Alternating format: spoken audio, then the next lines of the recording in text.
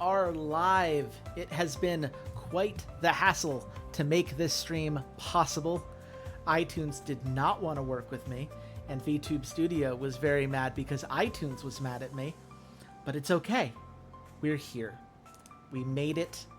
And even though I did not plan for a stream today, I had no original intention of streaming today, I wasn't able to stream on Tuesday after the D&D session that I mentioned was going to go late. It ended up going even more late, and people were kind of catching up afterwards because we're right at the end of that game. And so I didn't come then, and I want to make as much progress as we can. Because even if I can only play a couple games tonight, every game we finish is one step closer to finishing this challenge before the new update comes out in September. And as a result, we're here, we're living.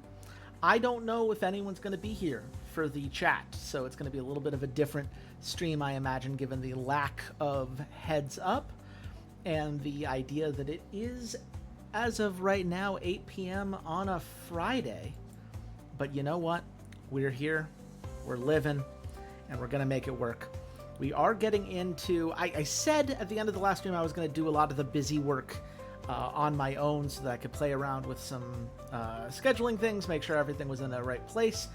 And then I remembered that we just started a new month, and it felt weird to like go through the rule change and all of that side of things without y'all having some visibility on it. So let's find out together.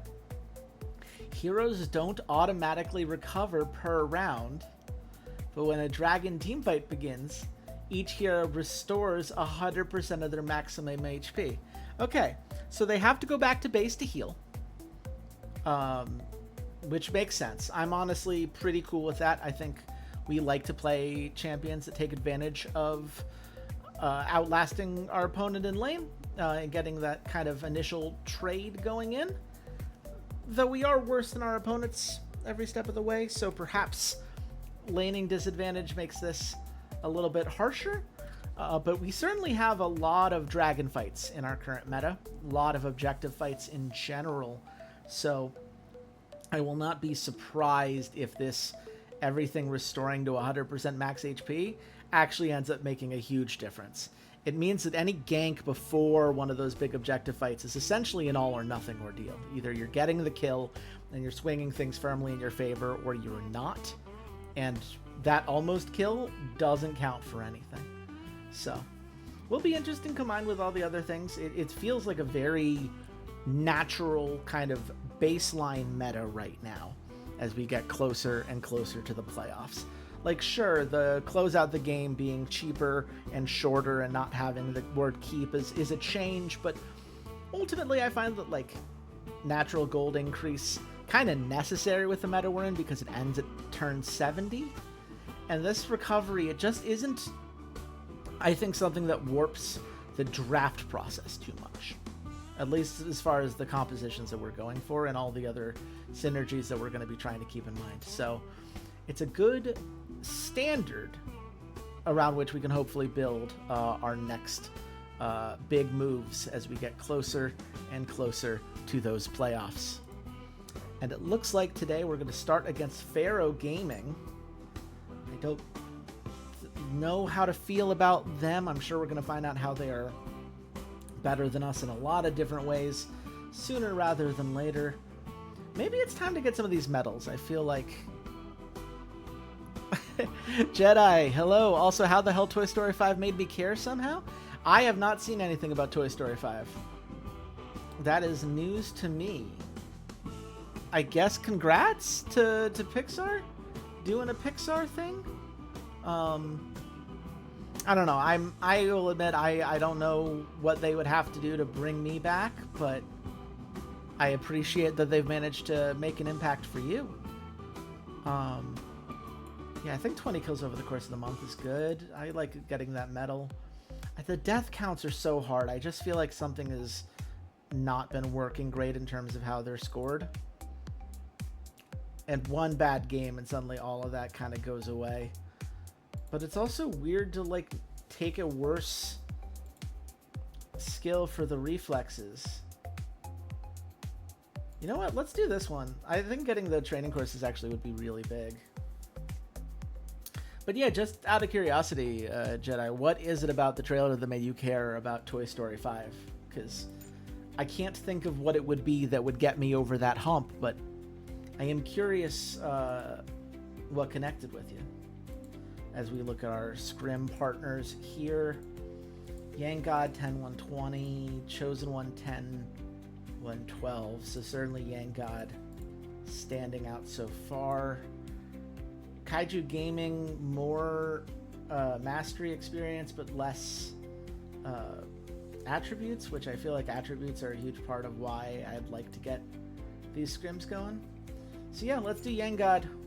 I feel like it's the easy answer, the answer that makes the most sense for what we're doing.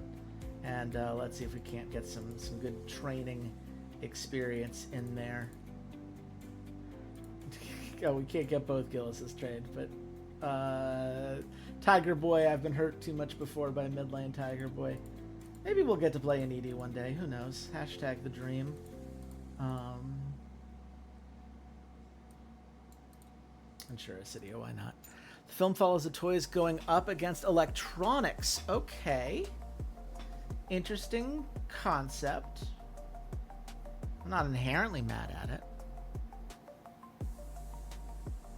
I mean, certainly if you're going to do a Toy Story film in current year, right, you have to deal with the fact that toys are not defined the way we used to define them. But I also feel like we kind of did that with Wreck-It Ralph, right? Wasn't that the whole, you know, the arcades and the electronic toys and how they all understand each other? So I guess this is like a Civil War type thing? I don't know. I don't know that I can come with them on this journey, but I wish those who do come along for that journey the best. You know what? We don't have any coach points to re-roll any of these things, so we're just going to have to keep it there for now. I don't know how we're going to get the coach points. We really need to, I guess, just win a couple big games and give ourselves some more opportunities. Do you have a good jungler we'd like to learn? Probably good to have Mo. I don't know when we'd play Mo, but Mo does have that cross-map versatility. Really good at skirmishes. Really good in the one-on-ones. And he gets that free hit against ranged comps, so I think this is worth it. I think learning Mo is absolutely worth our time. And then we'll get Shay on that live streaming life, because we got to make sure Shay and Danny both get the love that they deserve. Shay, of course, the artist behind this model here, and Danny, our team captain and the one who introduced me to this game. So, Wreck-It Ralph is more about not judging a book by its cover and being happy being you. I mean, I get that, but it's obviously very electronic coded. So if we're gonna believe that like the toys are fighting back against them, is Woody like, no, the electronics shouldn't accept themselves for who they are? Or are we just deciding that these worlds are incongruous with each other because, you know, Disney and Pixar are different, and I do recognize that. It just feels like it's weird when we have a franchise owned by the same company whose whole point was the idea that, like, yeah, we should be connecting to these things, and they do matter, and you should, you know, you should be yourself and all that jazz. And then saying, but they're the bad guys, though. I don't know. I'm being very cynical about a trailer I haven't watched, and that is very fair to critique me for. I suppose I'll have to check it out myself at some point. But right now, what I'm checking out is we are all A's across the board as a team. You do indeed love to see it. And I will say, I think the gap between us and Pharaoh Gaming is one of the smaller gaps we've seen in the last few games. A pluses for top, mid, and jungle, and S minus in their bot lane. And that is scary, don't get me wrong. They are a better team, but it's not by as much as some other games we've played. And their hero pool, while great, is not quite as good as ours, because we have the best hero pool in the league.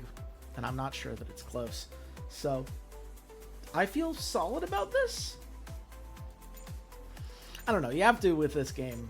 you go into every game knowing that you're, oh, hey, Solar Punk, I believe is the mod for that one.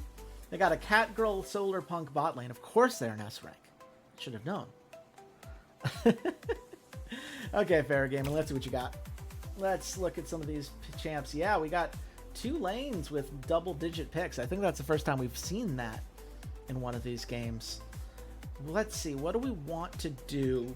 I mean, obviously, I would love to build around the Felon and Blocker Wombo combo if we can. It's our strongest pick and the thing I would most like to see us utilize. There really is nowhere to put my model that doesn't block support. Sorry about that. Trying to be more conscientious of these things, but there's only so much you can do with the way this game is overlaid. But if we're going to be playing for Felon, I think one thing we can clearly get rid of is Bart.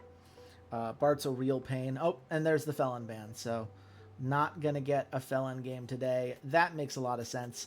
Gillis getting banned also makes a lot of sense. Gillis absorbed a whole bunch of damage some of these early turns, and we've seen Acidia maybe struggling to find a place depending on the comp that you can draft around her. You know, I think this is a game that certainly, especially in the meta that we're in, it's much more about recognizing what the opponent wants to build and recognizing how your stuff deals with their stuff. So what's the thing that I know we want to do? Well, I feel like given that we're going to go back to 100%, no matter what happens with the dragon fight, I think the first pick is to win the 1v1. And I like Zealot a lot. Hello, Shadow.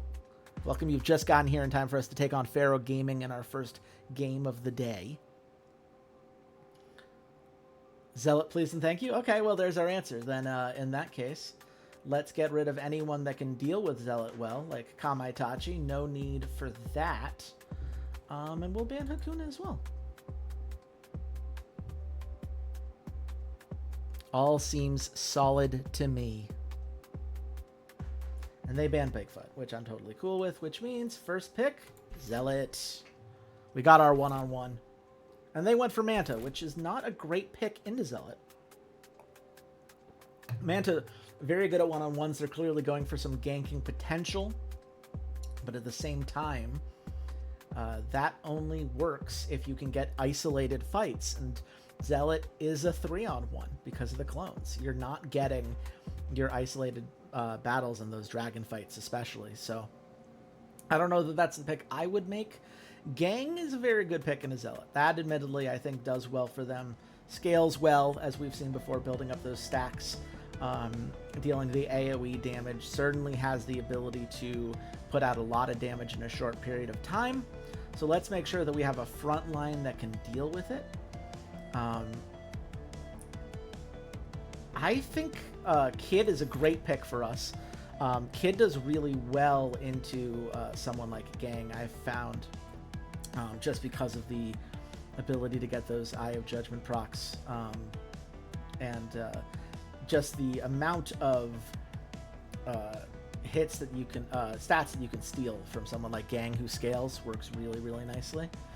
I think Paisai you can make a good case for if we wanted to be a little bit more aggressive. I think Peter's probably a safer pick for a defensive situation. I also think something I just need to keep in mind sometimes is that Blocker is very good with Felon, undeniably, because being able to draw all your Felon cards is very good. But that's not the only character that benefits from being able to draw all of their cards. But in this case, I think I care more about getting that armor. Just seems very good. I could wait. Like, I don't need to give that up. I could do something in the top lane that's just generically good, but I do feel like Peter's the safe pick. Let's go, Peter. Somewhere Xander is very proud of me for that pick. He doesn't know why, but he is. Pinangju, a lot of damage coming out from that bot lane. We are going to need to be able to match that energy Part of me wants to go Niels in this case. Niels synergizes very well with Peter because it guarantees that he's not going to get hit during some of those early turns. But in that case, we really want to make sure that we are forcing them onto picks in which we can get a nice AoE advantage. There are two ways to kind of play it. I think, honestly, like, what do I not want to see in some of these lanes? If I want to play Niels, I would rather get rid of Digo, because Digo can hide until the very end, so it's just making AoE a little bit weaker. I don't have a composition that's very good into Haas right now, that's like weak into Haas, but Haas could be very good if I ban out all the things that aren't buff related. So like if I get rid of Land, for instance, right, and I get rid of Wolfgang, any of these top laners are things that Haas does really well with. Now they do pick first, but they pick Aurelio, which is great. We love stealing all of those flame stacks, I should say, from Haas. His ability to always target whoever has the most buffs means that Aurelio is never getting away with building a significant number of stacks, and he can use those stacks very nicely. Now, do we still go for the AoE here? I think there's a very good case that instead we go for something a little bit more classic, a little more traditional. I think we go for the Elemi. I think the Lucian in this case, very strong pick for us. I like the damage that it's able to do. You know, second attack can be spread out, but if it sticks on the same target, you get an extra bit of burst on that. I think it's very consistent in that regard. And the ability to handle something like a gang, theoretically, you got a bot lane gank, can focus a lot of damage down on gang before he can get the time to scale up in those fights. That's the idea. I think that this composition synergizes pretty well with itself. Let's hope that the game agrees. Yeah, I still like, just going into items real quick, I think this is still a good Haas build. It's a little bit on the cheaper side, which I think is just because we built it before the gold increase. But given that we don't typically gank into the top lane, I don't really want to play around Haas. He's more there for those team fights, stealing the Aurelio, having a very safe lane. I think having the armor-piercing bullet to reduce armor whenever he hits somebody is actually really good. And as we found out from Coffee Traveler on the last stream, that double-layered armor, absolutely worth our time whenever we can take it, so we're going to continue to do so. I still really like this build for Zealot. Again, that armor-piercing bullet, really good in early fights, really nice early power spike. Wraith Hand, because it's getting so many different attacks off, stealing armor regularly, really great at wearing opponents down. And of course, the energy storage chamber. You're only getting those stacks onto the main Zealot, but oh boy, does that Zealot love getting them stacks. Now, Kid is obviously, I think, where the biggest gold push is really going. Does just really well with that telescopic sword, I found. Another armor-piercing bullet, which, given their draft, it's just a... Can I see the other team here? No. I'm just trying to decide if I need another armor-piercing bullet, or if that is a sign that perhaps I go in a slightly different direction for one of these other picks. What else could I get that would be very helpful in this context? I think probably the double-layered armor, actually. So let's just do that instead. Because don't get me wrong, I like having Kid as armor reduction, given that he's going to be getting that hit regularly. It's why I like the telescopic sword so much, because he gets all those extra attacks and can proc off of that regularly, keep that scaling going. I just think at some point, we probably don't need all of those different versions of the armor-reducing bullet, especially because Peter's going to have one as well. This all makes sense to me as a build. Pretty standard for Elemi. Good scaling because she's getting multiple attacks in that turn, which is really nice. The crit for the first turn, I think, is very good, but I also think probably going to put that second. I think getting the Wraith Hand first is a little bit more important to the build. Because we are trying to make their armor real sad. Man. This is tough. I guess we go this way. Like, yeah. It's one of those, like, the Iron Tire is just really good because it scales, right? You want to give it time to scale. So you want to get it first. Does that mean we go double layered armor second?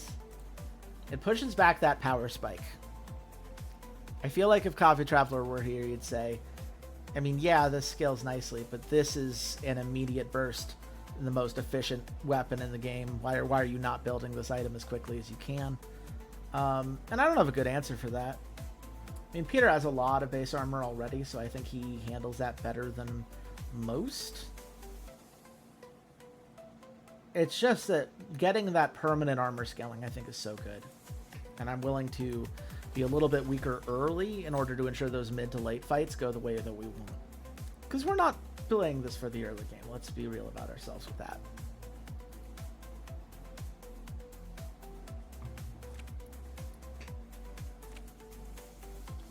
Okay.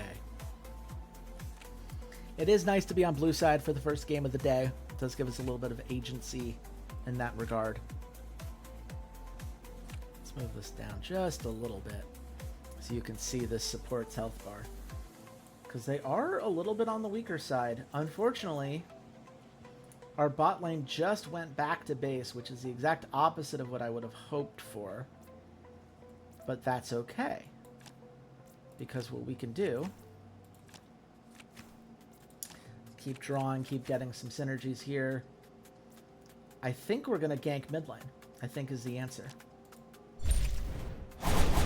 2-on-1 fight in mid lane seems like it could potentially be great.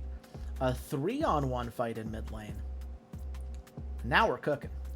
Now we're cooking with some gas.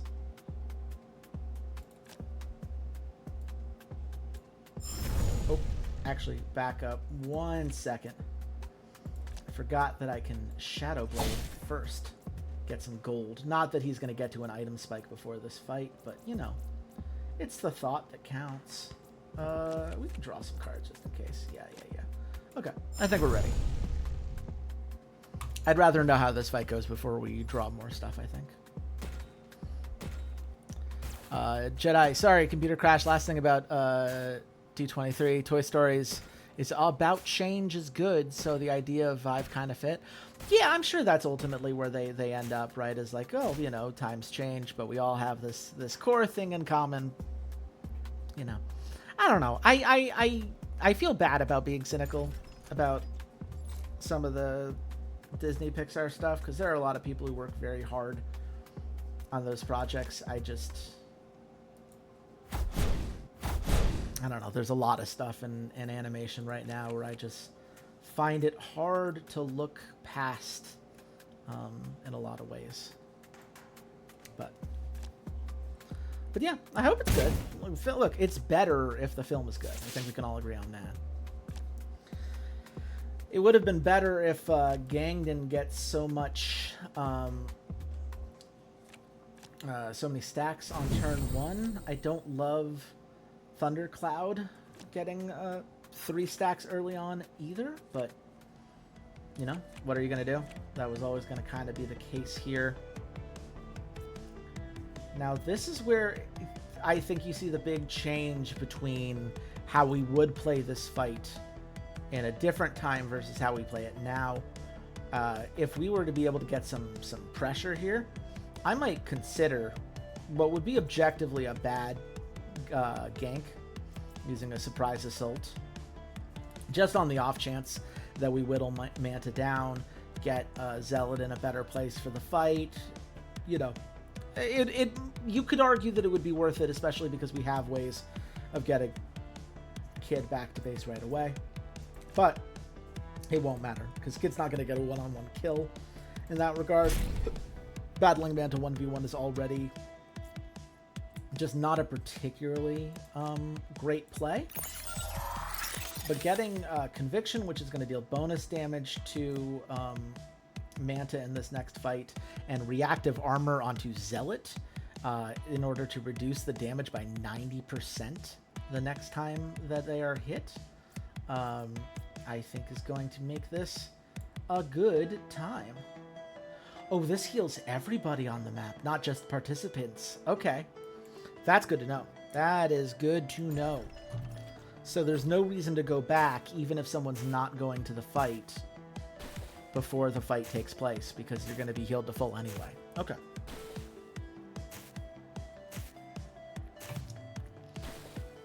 This is when I'm sure I can make a lot of changes to like how aggressive I would want to be in lane, because I know that these fights are going to keep happening, but as we've talked about, play style does not allow me to, is not a feature you're allowed to have in hell difficulty, so nothing I can do about that. Instead, we're just going to have to celebrate the fact that clearly Zealot is off to a grand old start. The armor-piercing bullet doing wonders there. Not that he really needed it in that particular fight, but we are ahead in gold, and Zealot is the biggest reason why getting those 2 successful ganks and really putting their mid lane in a position that's still better than our mid lane, but nowhere near where they want to be. They did get their first item onto Manta, but we got our double layered armor here, so feeling pretty good about that. I do think this is one of those, man, I really wish we were could get Zealot over to the bot lane as quickly as we could, but I don't think that's realistic. I think kind of feels weird using a card to get more gold, but I really want to get the iron tire going as quickly as possible so that we can then get to the double layered armor as quickly as possible. I'm not sure if that's right, but it definitely feels like the better call for us.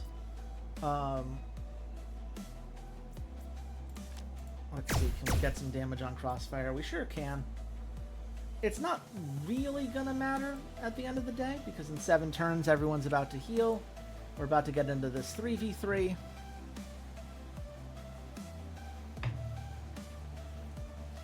Actually, I'm just realizing with the rules as we have them, oh, not that, version rule,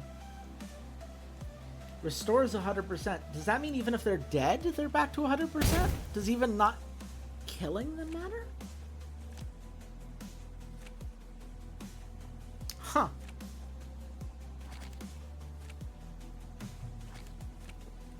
It's one thing to have come at the king, best not miss rules. It's another to say you came at the king, you hit, and nuh-uh. we go next, actually.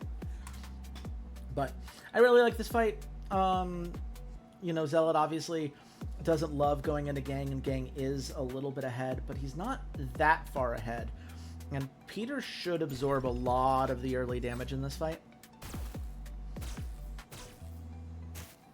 And I really like the idea of Peter being involved in some fights, getting some more gold, getting to that early iron tire, because that's the whole reason we built it the way that we did.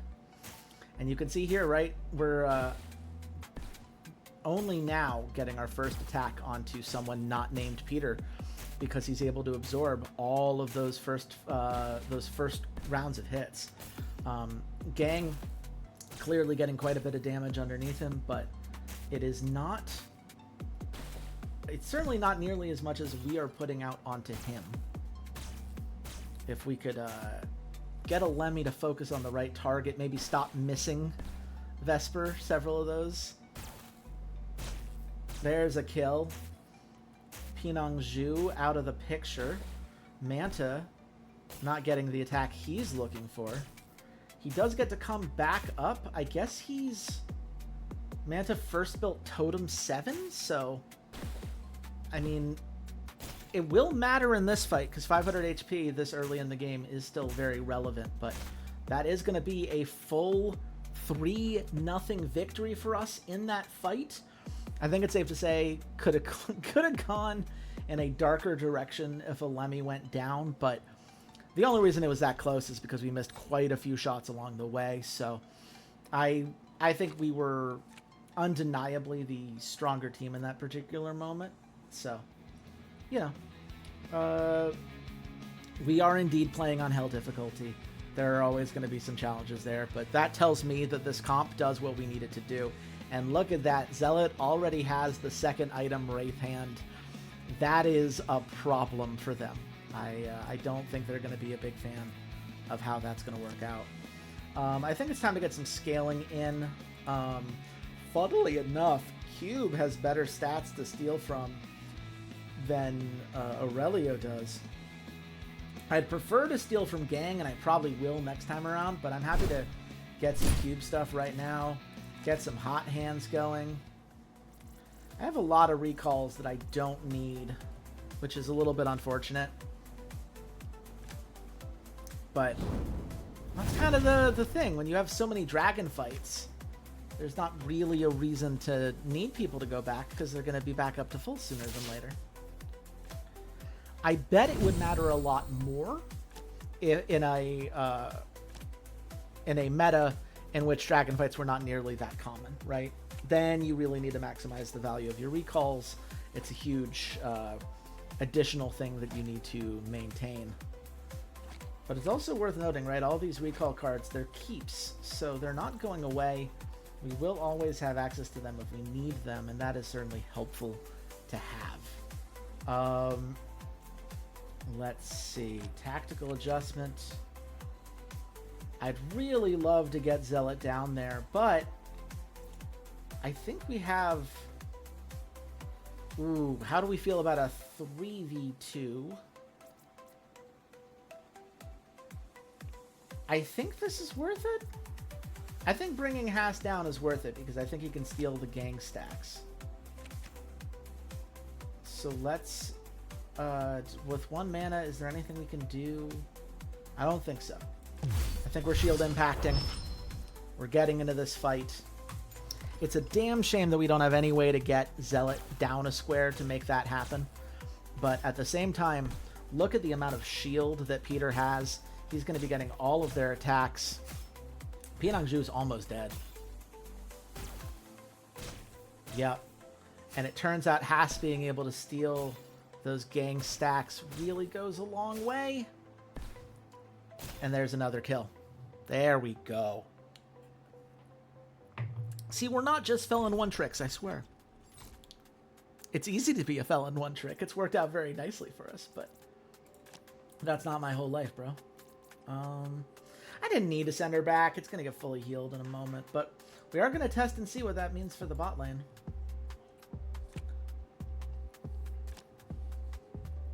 Easy indeed, Shadow, yeah.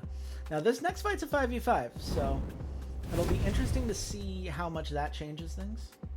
It does not bring them back. It only heals at 100% if that person is already alive. That's important. That is different than the final fight, and that's good to know, because the phrasing's similar, but it was just different enough I wasn't sure where they were going to come down on it. But yeah, I mean, look, this is a 7-0 game right now. Their Aurelio does have 2 items because they've gone for a pretty cheap build, but, you know, our Haas also has 2. We're getting very close to Zealot getting their 3rd item already. Peter, very close to getting the double-layered armor, and I think once he gets there, this game is going to be, I'm not going to say over, but it's going to be rough. Especially, look at where his armor is right now already. He's at 111 base armor. It's like he can't possibly have 41 stacks already from the tire, but it sure feels that way. Oh, it's just because... Well, no, yeah, because he doesn't have the double layered yet. Like, that's why Haas's is so high.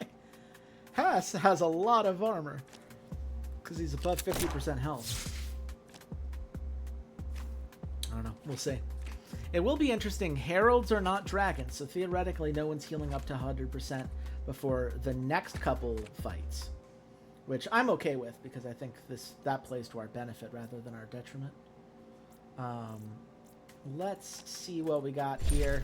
I think we're going to try to make this gank happen in the mid lane is our best play. I want to get a probe attack going. And for now, yeah, let's just make that a 2v1. I don't see any way of getting someone else into the fight. I suppose we could Conviction just to get a little bit of extra damage in there. I'm not mad at that. And it's not like they have anyone else on the team to get a bounty, so... let's just make sure that we're getting this kill on the cube. It's a 2v1 with some of our strongest characters, so I'm not that worried about it, but Cube can be surprising. I can't say I fully understand how the character works other than that she gets multiple kind of stacks if she's attacking the same person. She can ignore armor on those hits, which is good against defensive teams like ours, but yeah, I don't know that it has the oomph to justify the pick right now.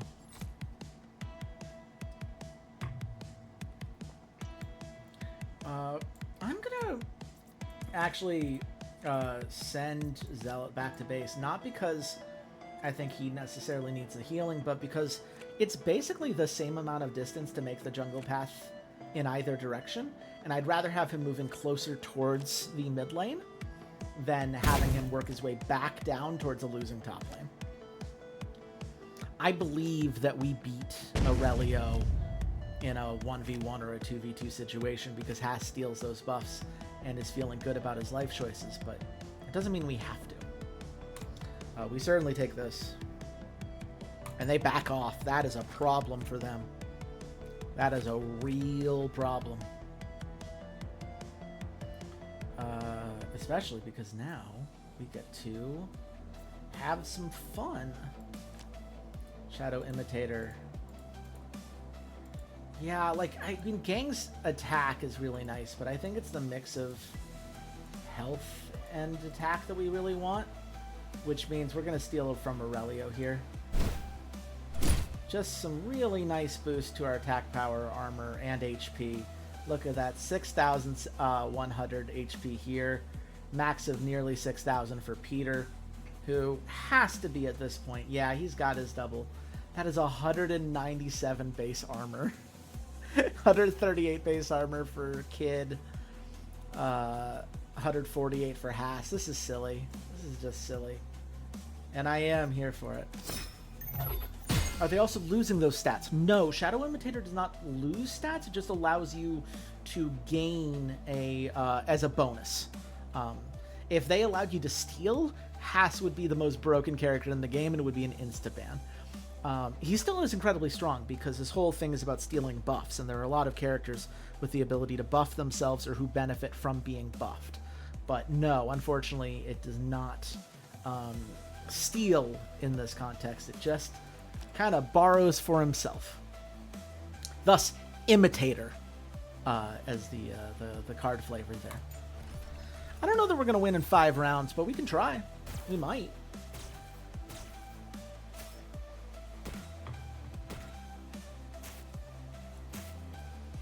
Look at that, 319 armor for Peter.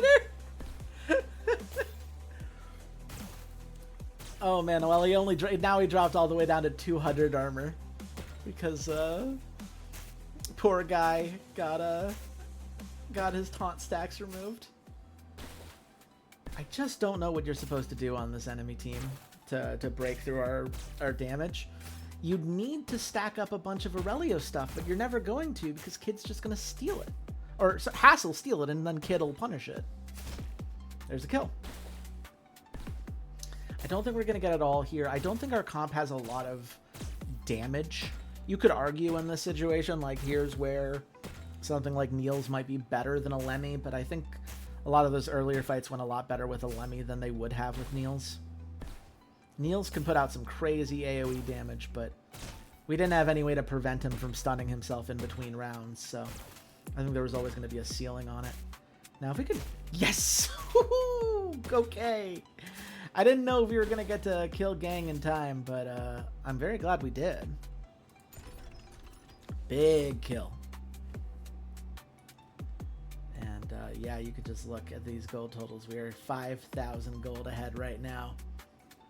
I wish there was an easy way to tell, like, how much the tire has buffed Peter. I could take a guess, right? I could work backwards and be like, well, I know what his base armor is, but it feels like that should be trackable down here. It's kind of silly that it isn't, but I don't know. I'm sure there's a coding reason why that is the way it is.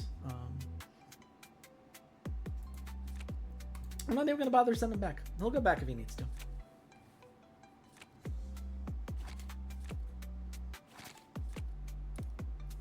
But yeah, I am feeling very good about this draft.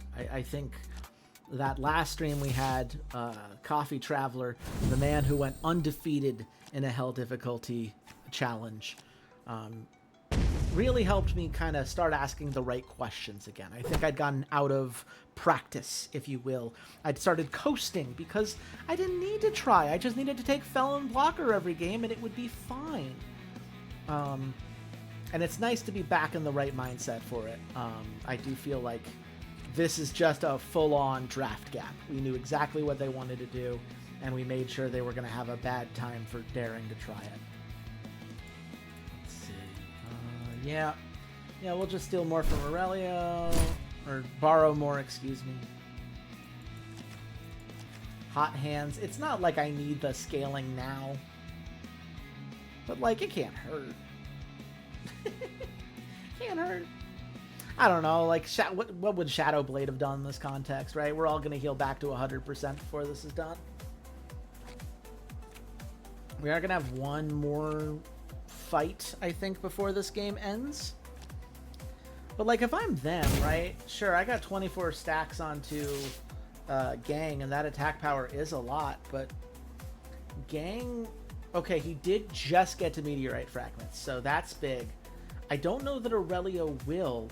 Certainly the rest of their roster isn't, and this is why, if you're ever curious, Chase, why aren't you building more expensive items? It's like, well, this game went pretty perfectly, and we just hit our third item over here for Kid, right? These games are short, and the enemy team went big with some of their item choices, and as a result, they're just not going to get there.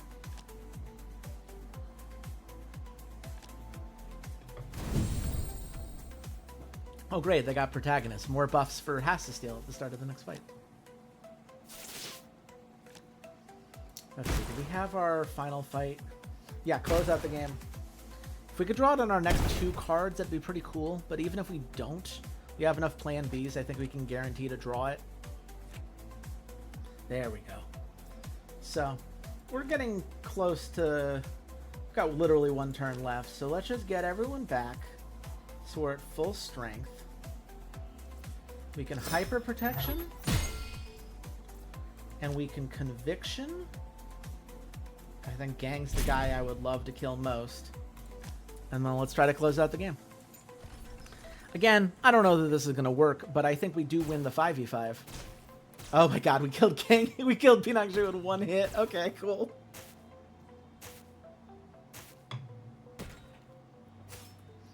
That's my problem with Pinangju. Like, I understand the damage output she has, and extended fights can be wild because she just keeps putting those static stacks out there into the world, but like, okay, you take extra magic damage when you take a hit. Does that matter when I have 8,000 health and 8,800 health here? Don't know that it does. I mean, even look at good old Zealot, 7,200 health right there. I don't think I've seen a Zealot that beefy in a while.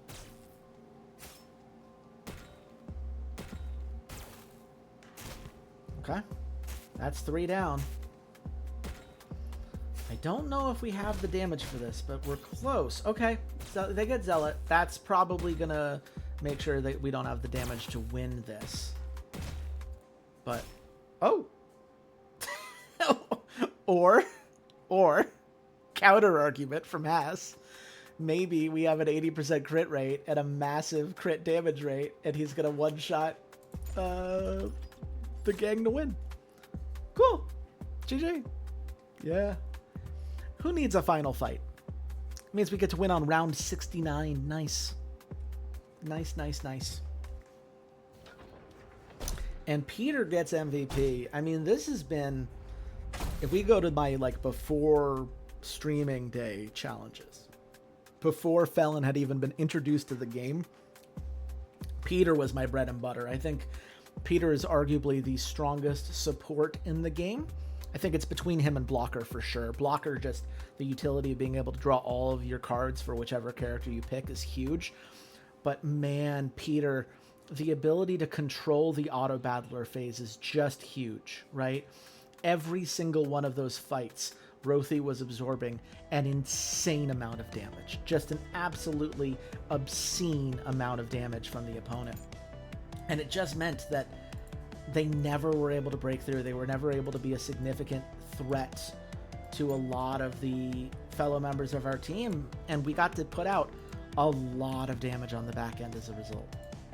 I was a little bit worried that my build was going to be a little greedy. I think in hindsight, it was exactly what we needed, because the taunt guarantees the attacks coming through on the tire, which means you're guaranteed to get at least 5 stacks and probably more, because the presence is so much higher because you built the iron tire. It just worked out really nicely. And it's also, I think, the iron tire just really good item into gang in particular, or any AoE, right? Because if someone's hitting AoE, they're going to hit you regardless of whether you're getting the majority of the damage, which means you're getting your stacks regardless. And I definitely think that mattered. Just look at the damage absorbed here from Rothy. Technically, Vesper absorbed a little bit more just because Vesper was involved in more fights, especially some of those earlier fights, like the 1v1 dragon fight. But man, oh man, feeling pretty good about our life choices on that. Feeling great about that Alemi damage. She really held up. This slide don't get cube, right? Like, sure, she got some pretty stacks going. It seems like she was doing things, but you look at those numbers and it's like, did it matter? I don't know that it ever did. Anyway, glad we beat XQC. Only realized that was their name now. Really glad to stick it to XQC on this one, Chief. Hey, get some better courses will be nice. I don't think anything here worth stealing. Now this is worth stealing. Yeah, get rid of that max HP per level. It's not like Rothy the support needs the scaling. It's probably the one character that doesn't need extra gold efficiency. But at the same time, it's nice to have, you know? You're never going to be in a situation where it's like, man, I really wish we had less gold right now.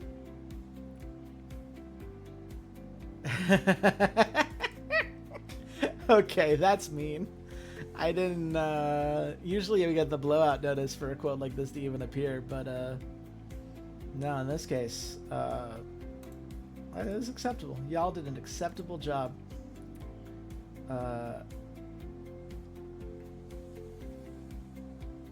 Yeah, I honestly, I want to say that they're perfect, but I really need the coaching points.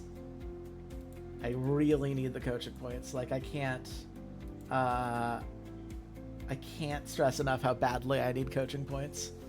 What do you think about Danny? I mean, Danny's the GOAT, but also, let's get some more experience for Omaha.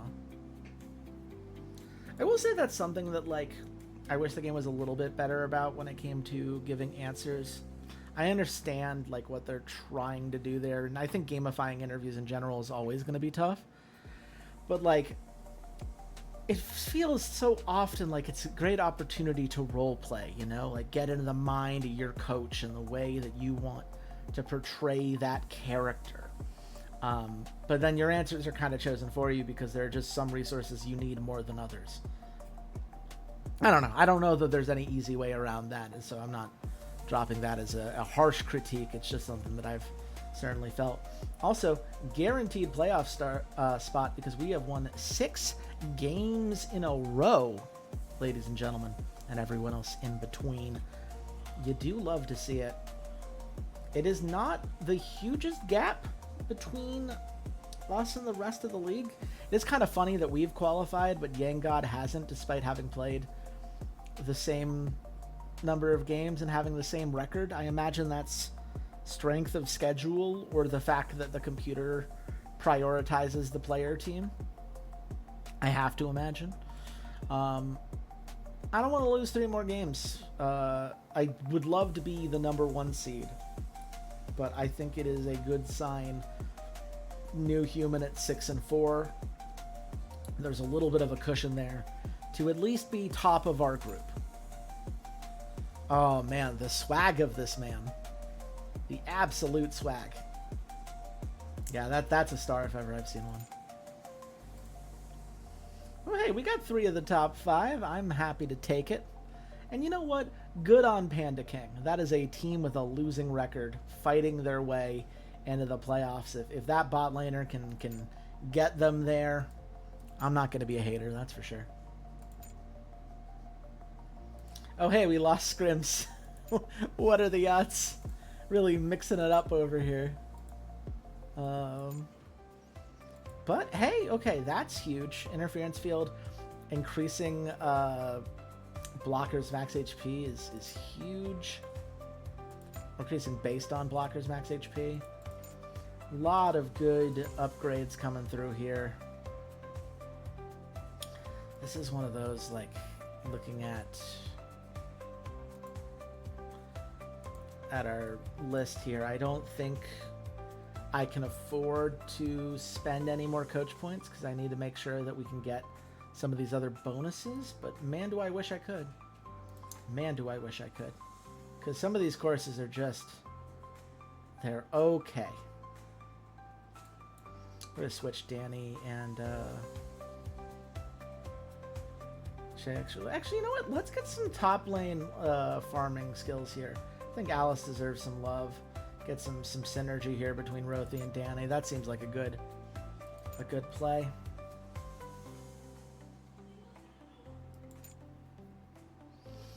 Okay, what do we want to do with our points? Who else needs to really expand their champion pool? Danny's the only one who hasn't gotten to 11 yet. But I also don't know, like, when I would play these picks, you know? Like, 8 is good, I appreciate the versatility, but I've never really managed to build a composition in which I felt like she was the best option. I know that Deep Space is good. I think Deep Space really benefited more than any other character I know from the buffs that were there. But I kind of feel like I'd rather give ourselves another option in mid lane. When I think about mid laners I'd like to have, I mean, a Lemmy looks great. Mihawk, really interesting option to have as far as like an anti-tank tool. Crank, giving a lot of buffs, I think could be really good. Bunu Shan, I love the scaling. Not really the meta for that, but certainly I think has its place.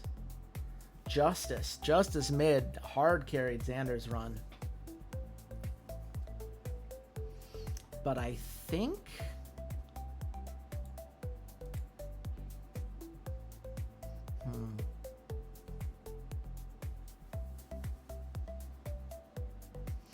you know what? I think it's time to do a little bit of training. And I know that's rare for me. But I feel like our hero pools are okay. I feel like our stats could be better. So let's get Alice some more defense, I think. And then for live streaming, let's give Shay some love.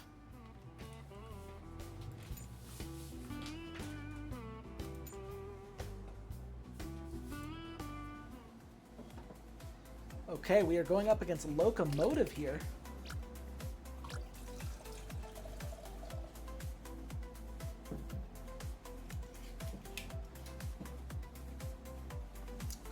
Let's see.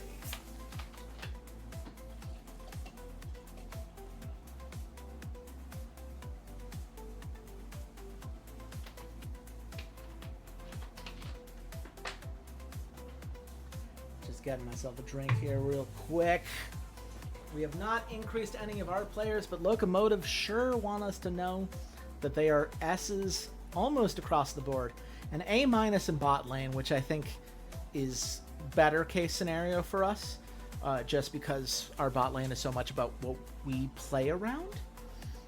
That said, I don't like going up against 3 S-minuses. It's not my favorite thing in the world. But hopefully we're able to make it work. I will say, color coordination on point for this team.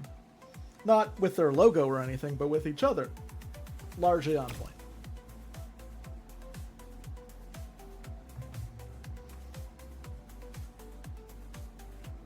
Okay, we are on red side. That does make things just a little bit tougher.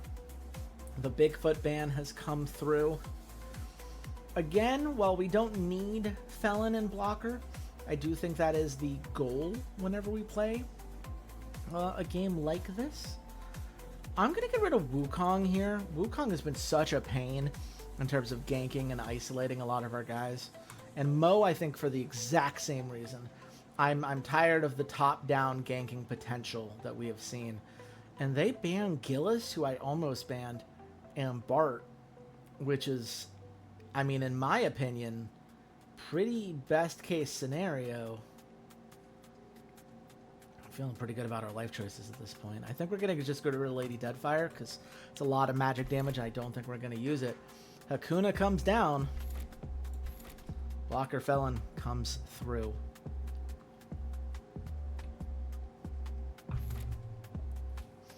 You know, I don't always understand why the computer gives me what they give me, but I know better than to argue with it. You're seeing they're clearly trying to figure out where to flex some things. They're both their bot laner and their top laner could be played in jungle if they wanted to. They're clearly drafting for flexibility, and you're seeing that as well with the mid lane pick. Tiger Boy very easily could go into the support position. So when it comes to the second round of bans, there's not going to be anything that we can easily plan for. And there's not anything here that we can say 100% we feel great about. We know for a fact is going to be valuable to us. Except, I think, Haas. Haas does really well in the Tiger Boy because we can steal Tiger Boy's double trouble buff, which is huge. I think Haas does well into Hakuna if that is a 1v1 lane. Stealing any shield that the opponent likes to put out on the burial, I think, is very nice. I am going to ban Palulu because Palulu is really good at buffing up burial, and I don't want to deal with it. They ban Zealot Kid, which, you know, typically I would say is probably a good call against us, but is not at all what I planned to pick here, so I'm pretty okay with that. It does mean we ban Manta. I do not want to go into Manta and how good he is at one-on-one fights if we don't have Zealot, because we do want to win that first dragon fight. But I think what this means is that we're going for Mickey, because a mid lane Mickey, 1, is going to give us a huge advantage in some of those early objective fights, and 2, that gives us some shields and just a huge amount of versatility in ganking lanes.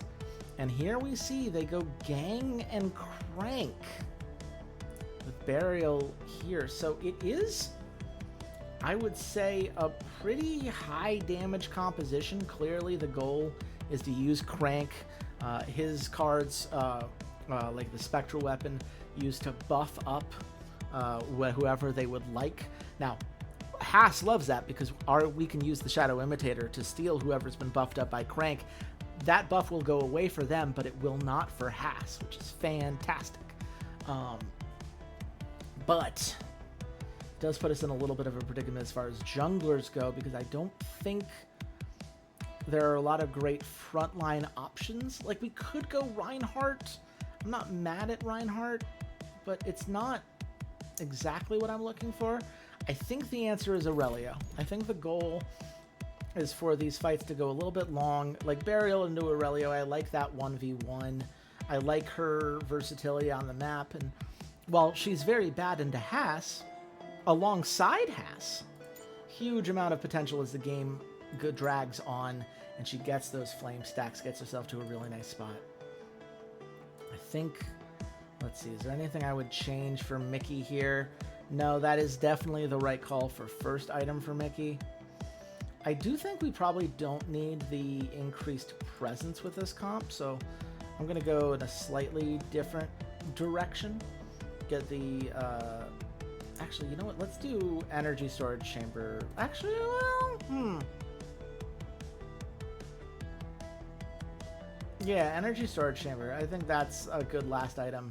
Do the Armor Piercing Bullet second so we get some of that steel in. We definitely want to go first here. Then we get the Telescopic Sword. And then probably the crit? I don't know that we really need 100% crit rate on Aurelio because she scales into it pretty nicely. But I also don't know... Like, she's not... You know, she can do Armor Reducing Bullet. She can do Wraith Hand. I don't think either of these would be wrong. I actually like the Totem 7 for her a little bit more.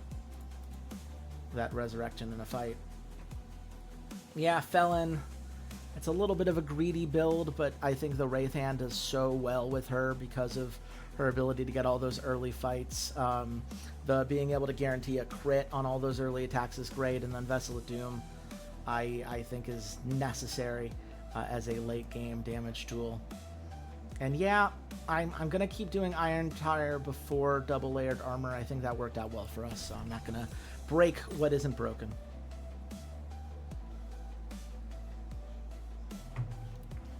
And let's see.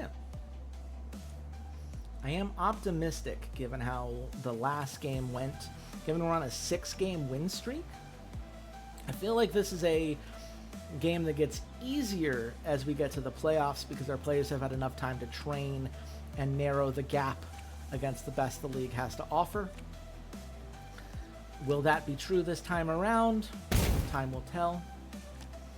I don't love... Oh, okay. Well, Crank backs away, which I was not expecting. Gang also backs away. Very interesting choice.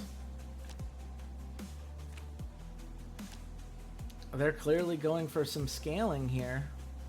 They're starting 2 different gold rushes, which, I mean, if you insist, I'm not going to tell you no, but it is an interesting choice, in my humble opinion. We're just going to get the Felon scaling going early and often.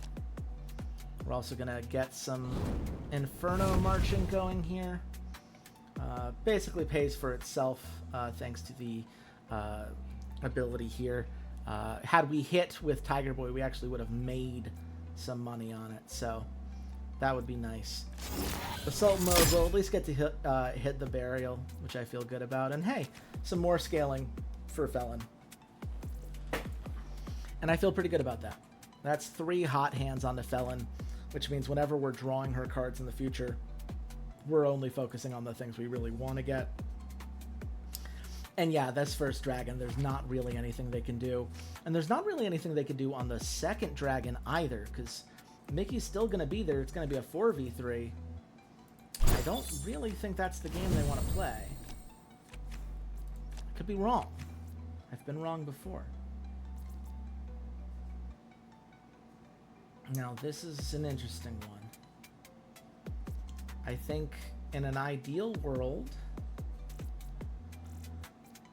how do we want to play this? I think there are 2 goals here, and I'm just trying to figure out if we can do both of them. The obvious one, right? We have teleporting for support.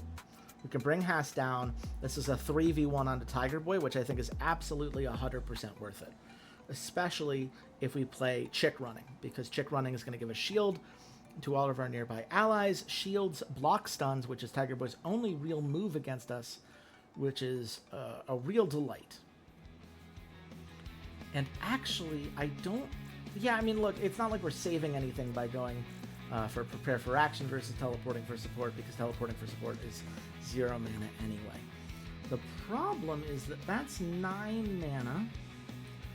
We have 13, and we have Signal Enhancer. So let's see, can we do... We get the hit there. Okay, that makes everything a lot more fun. Now I think we can do everything we want to do. Hunt in Shadows would be very good if we weren't already kind of clearly booked up with this Flame Assault plan. But I think Flame Assault gives us more turns. We have all the shields going on. And I don't... Well, okay, I would like for Aurelio to not miss or to hit the 60% crit chance, but... Wow. Okay. Wow. Okay. Well, sure. That could be also true. That can also be how that fight goes. It's not like a problem, obviously, because we have a lot of ways of dealing with that. But man, oh man, is that just a little disappointing.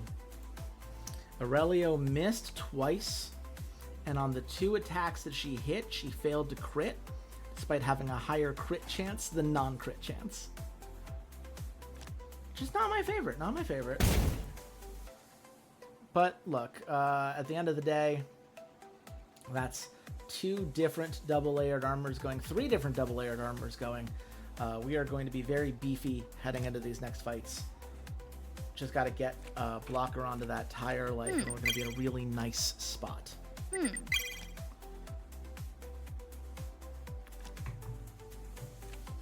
I play Whimsical after Whimsical? I guess there's no reason not to. It just doesn't work.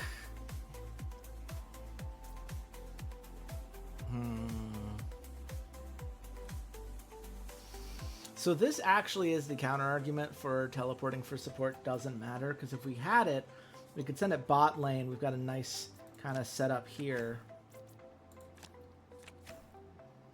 But we probably would have had some other issues.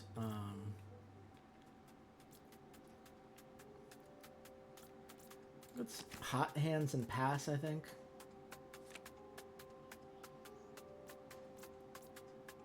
Is there anything we want to do? We don't want to go into that 1v1. There's no reason to do the 1v1. We could prepare for action. Hunt and Shadow is all within 2 hexes of a target. So the problem is that makes it a 3v2, but we're also dealing with the tower, and towers are pretty strong right now. So I don't know that that's really what we want.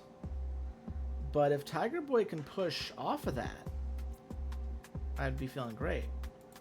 So let's see if we can get that situation. Oh, we sure can. Oh, we sure can. Now, can he get there? Not from where he is. Watch this. This is fun. So go back to teleport for action. Might as well get these going. You'll want to go here just to get the shield, and then it's a 3-for-1. Oh no, it's still it still has the tower because Burial's under the tower. Oh, there's no way to do anything about that, is there? Oh, and I've already invested in it. Damn. Okay. I mean, I'm doing it anyway. I think we can handle that. I think we have the sheer volume of armor and shields that we need. As long as Haas hits his stuff, which, I mean, miss, of course.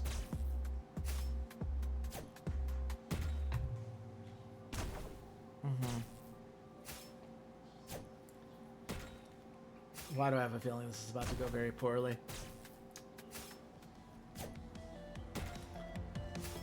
Man. Yeah, I mean, it's not going to be a problem because of the way the rules work, right? Like, we're going to heal back up just fine.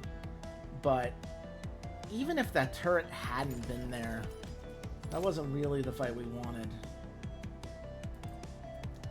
A little disappointed in how that goes down. Was hoping to at least fight off the first blood long enough, first turret blood, I should say, long enough to get the advantage ourselves.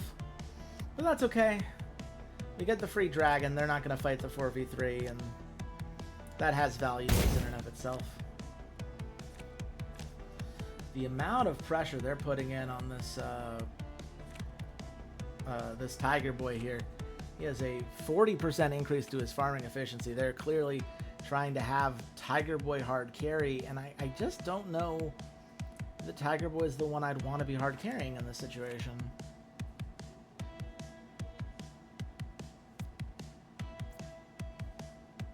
I mean, I'm not going to argue with him, of course, but it's a weird... To me, it's a little bit of a weird call. I don't think a 2v1 top lane is what we need.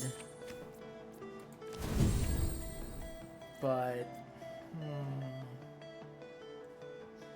2v2? Or... I don't know, I went through a couple different accents on that one. Assault mode.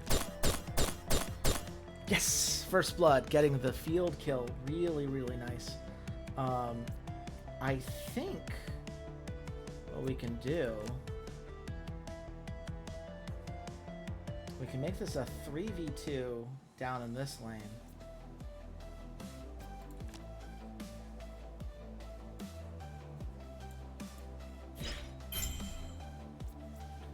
And this time, no fucking turret to get in the way. 5-round fight. Let's see what we can do with it.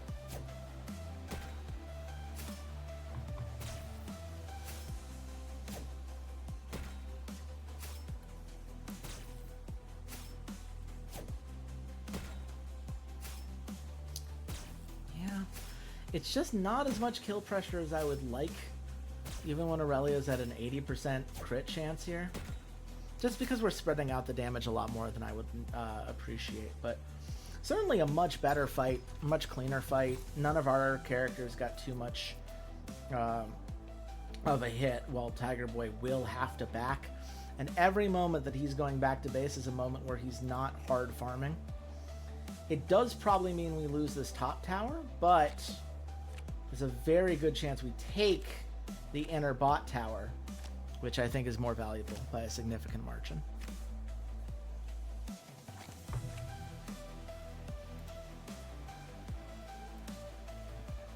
Okay, here's the 5v5.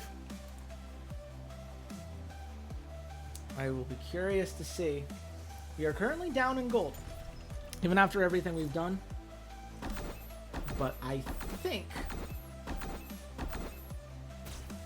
all of those armor steals onto Hakuna will hopefully come through. We just really need to make sure, if we can get Haas to do a Shadow Imitator onto someone with a Crank Spectral Weapon buff, I think this game's over. Because I think our only problem right now is that Mickey's not really a damage dealer, he's more of a supportive mid laner. There's nothing wrong with having a support mid laner, it just means that in situations like this, right, we're really in a little bit of a proverbial pissing contest, just kind of waiting for someone to break through the front lines. I do think Burial is the one who's most likely to fall first, which is great. I think as soon as Burial's out of this, then their damage starts to fall off a little bit, but Gang is going to be here. Gang loves longer fights just from an AoE perspective. There we go. I wish the blocker wasn't the one with the kill, but whatever. We'll take it. Now, there we go. Crank down. Now it's just Gang really doing damage. I mean, Tiger Boy, you invest all those resources into Tiger Boy, but what has Tiger Boy actually accomplished in this fight? I'd argue very little. Felon has been shielded this entire time, so no stun coming through.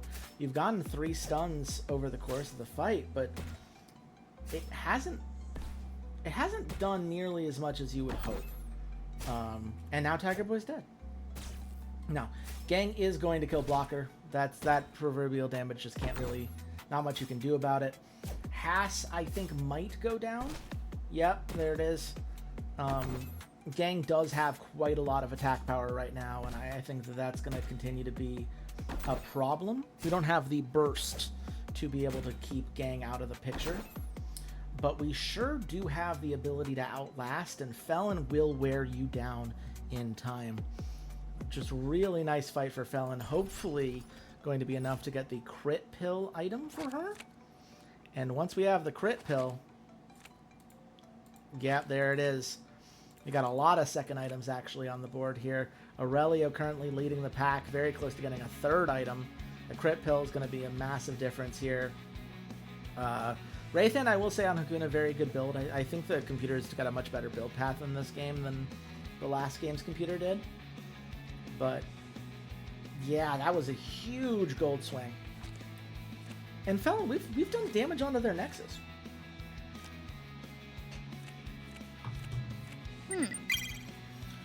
We're not gonna win a 5v5 to end the game as quickly as we would need to get the points that we do, but I think we win the fight. The question is there a better fight? And I don't know that there is. certainly worse fights. I think chick running feels good. Ooh, look at that. That push.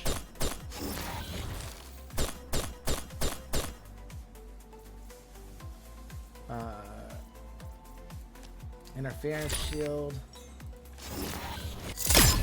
Okay. Signal. Transition. Another excited state.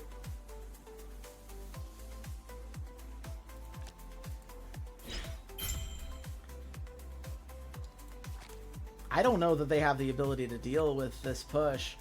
They are lucky that it looks like Mickey was required to back off there just because of the on-rails nature of this. But we do get that tower. We are going to get more damage onto that Nexus. And they are going to fight us for this.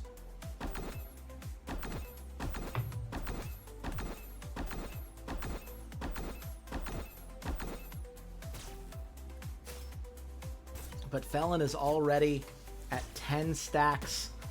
That 100% crit rate on turn 1 is a lot to deal with as she gets those pew-pews down.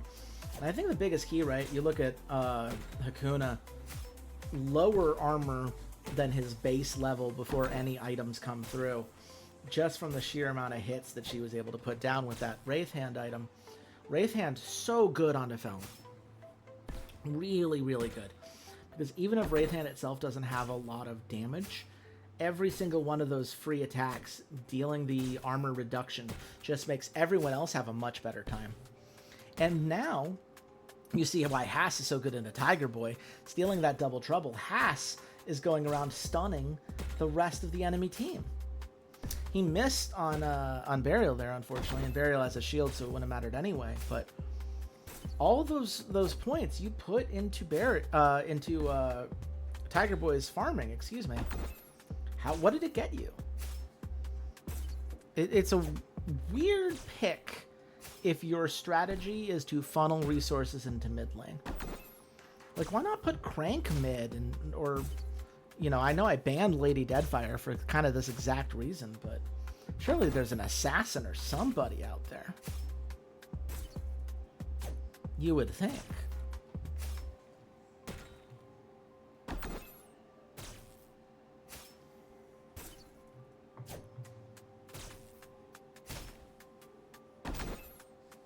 But man, what a clean fight. 5v0, not even close. Felon so far ahead. You can't let Danny play Felon, right? There are just certain champs you're just not allowed to give your opponent. You cannot give Danny Felon. She's going to win the game before they even respawn. I think this is over. Yeah, it's 100% over. I just play close out the game. GG. GG. Fastest win of the season. 53 rounds. Not even close. Absolute domination. And yeah, Danny, of course, MVP. Big part of it. I think the last two games, you saw Rothy get MVP, you saw Danny get MVP. It is our bot lane that is such a huge part of why our team is good. You know, it kind of feels silly to talk about, you know, Danny in this specific game versus all the other Felon games, because the answer is the Felon just has a lot of great synergies with what we like to do. But I mean, I liked the Mickey mid. I think it worked out really well. I was a little bit worried in that last dragon fight, the 5v5, before we transitioned into Herald fights, that we weren't getting a lot of damage output. And oh boy, did it not matter at all. Did it not matter even a little bit once we start getting things like ultimate charge and allowing that lane to push. Mickey just has so much utility across the map. Aurelio did the damage that was necessary. It was not the best Haas game from Alice. Alice played a lot better on Haas the previous game. But like, okay, yeah, it was a lower damage mid lane.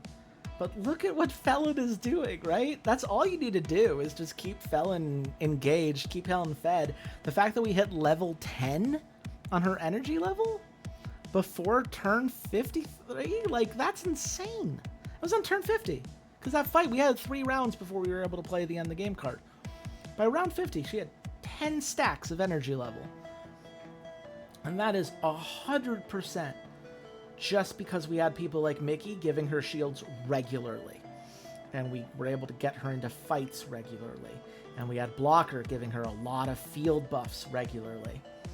And in the meantime, I just think this draft from our opponent, if you're trying to go into Felon, this is more for like people watching this on YouTube, because I get some comments. People are like, hey, do you have any tips? Do you have anything when you look at drafting and whatnot?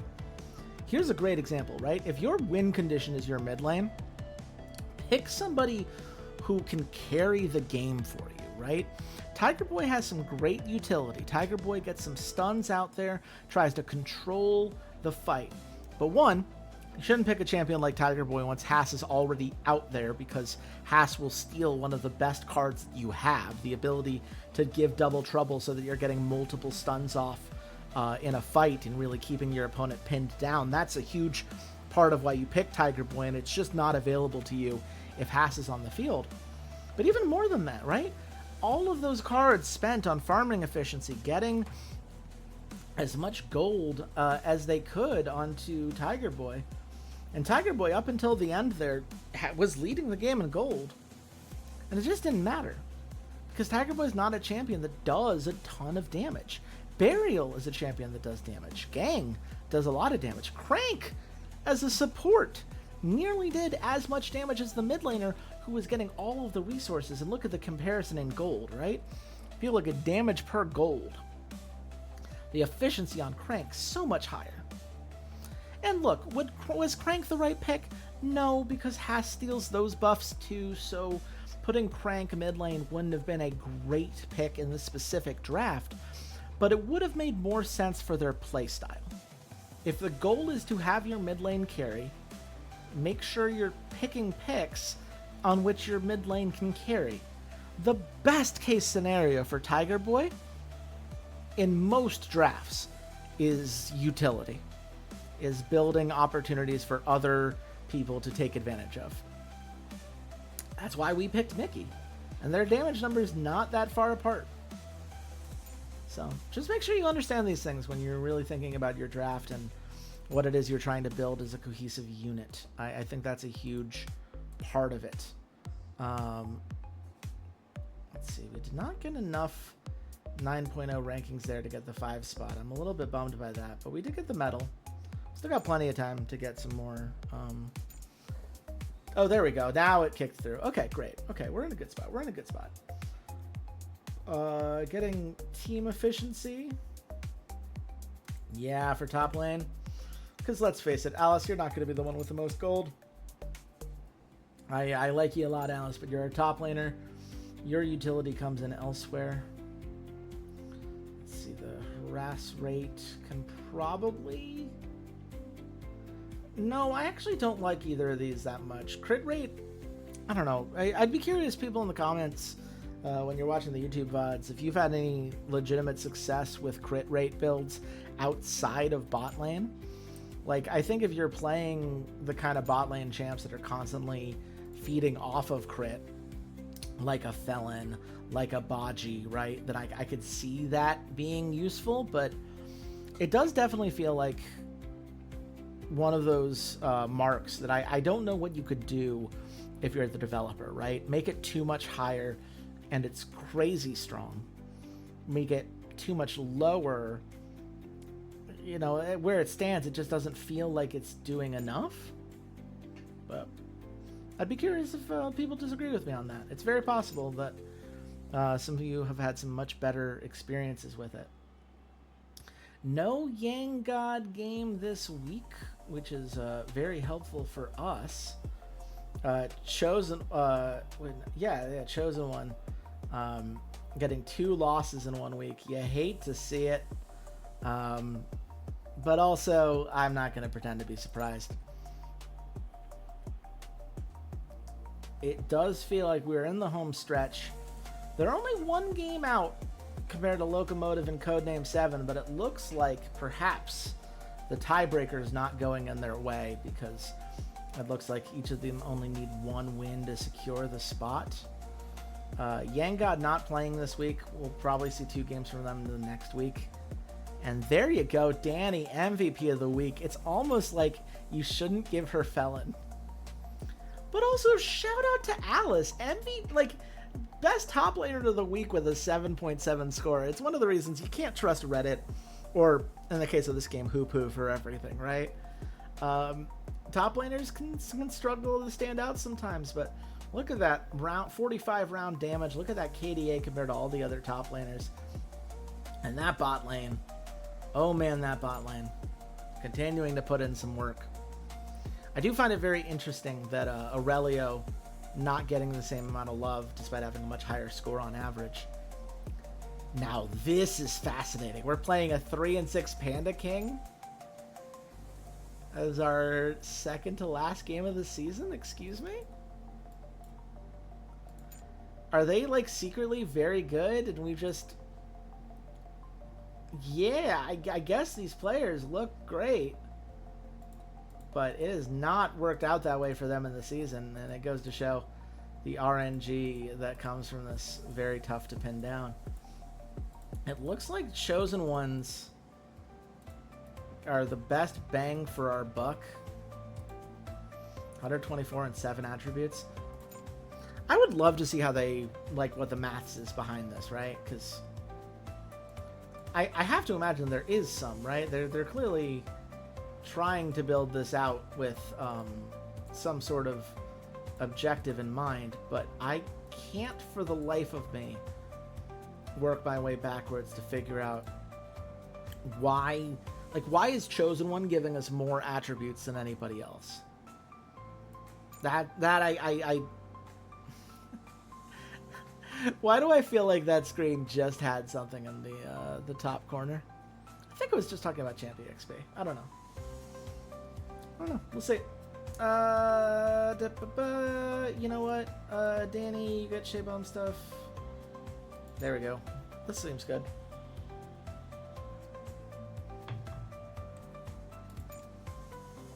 I do feel bad for maybe just forever stuck at a breakthrough that they're never going to get to work through.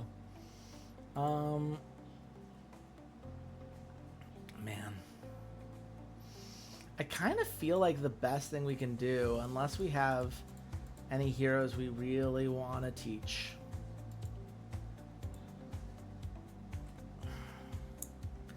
And I kind of do want to teach our bot laner one just to have the symmetry, just so everybody has 11 chance.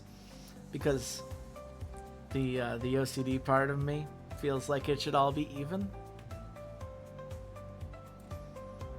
So yeah, you know what? Come over here, Deep Space. And then we're gonna get some fans. And Alice, you deserve some more fans. I'll let you live stream too.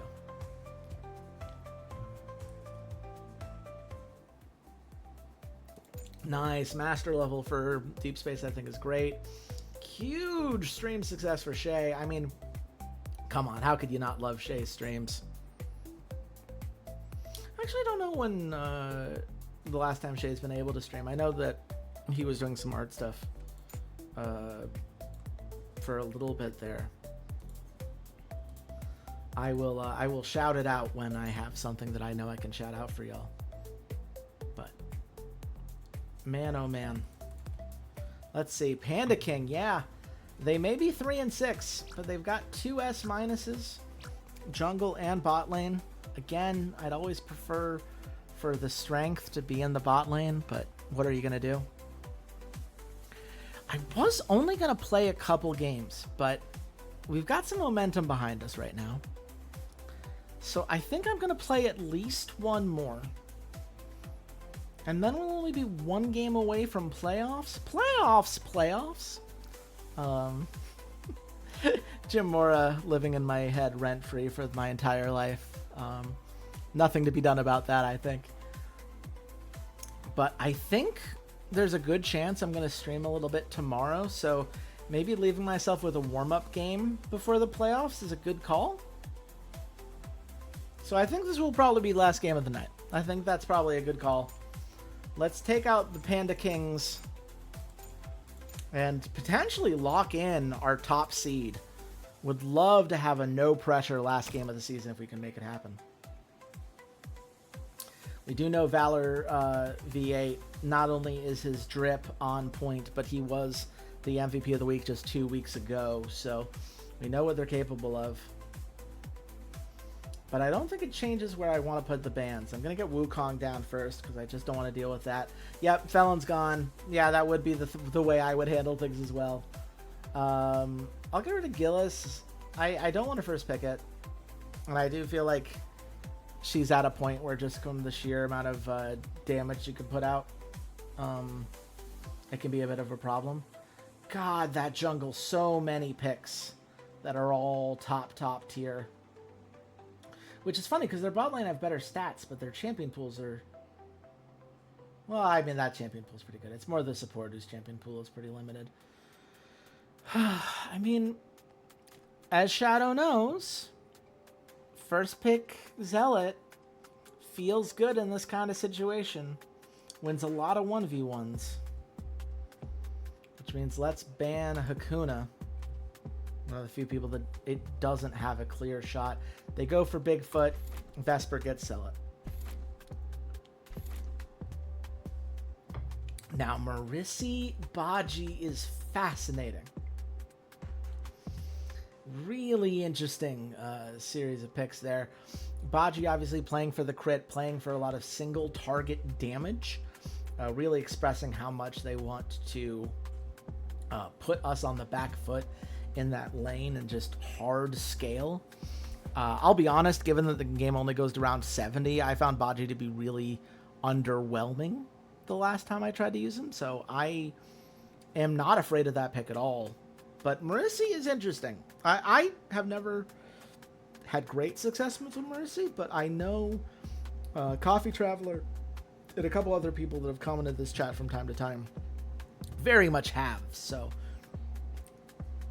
maybe there's more to it than that. To me, it just seems kind of like a below average tank. So I think for now, I'm going to stick to things I feel really good about. I feel great about Kid. Even if we have to rotate Kid top lane to get a different mid lane pick, I feel really nice about the Kid Zealot synergy. And I really like Peter in this case. I think Peter absorbs a lot of botchy stuff, and that is a mid lane Niels. Ooh. Fascinating. Okay. That is bold, I would say. Because Niels is very fragile. If we can gank that lane early and often with some fight cards, that's going to be a bad time for them. And I think we have the ability to do that quite a bit. Omaha looking potentially quite strong. Something like Mickey top lane I think could be really strong here. Lots of good options that I think make that Niels feel a little bit silly. So let's get rid of the things that could make that a lot less fun. We're going to get rid of Mo because Mo has the ability to do those cross-map plays similar to Wukong. We banned for similar reasons, just the idea of being able to show up anywhere. Always a concern.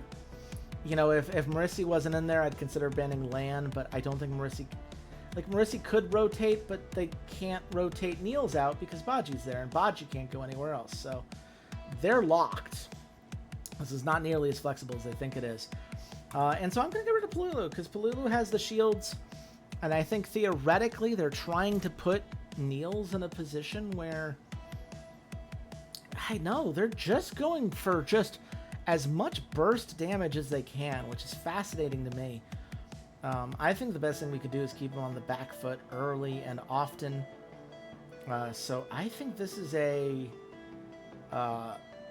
Mickey top lane. Because I think Mickey only needs to go mid. I don't think he needs to be in mid. I think it's to support. Ah, man. It's like Omaha's really good in Abaji. And usually I would say Omaha is bad into Niels, but Omaha has a fight card. That Eagle Soar, choose an enemy hero, summon the wild card, and fight. There are very few times in which we're not going to want to fight Niels. So I'm going for it. I'm going to go for Omaha. Unconventional pick. Could go badly for me. And I will say the Aurelio, I think they're going for some of those longer fights.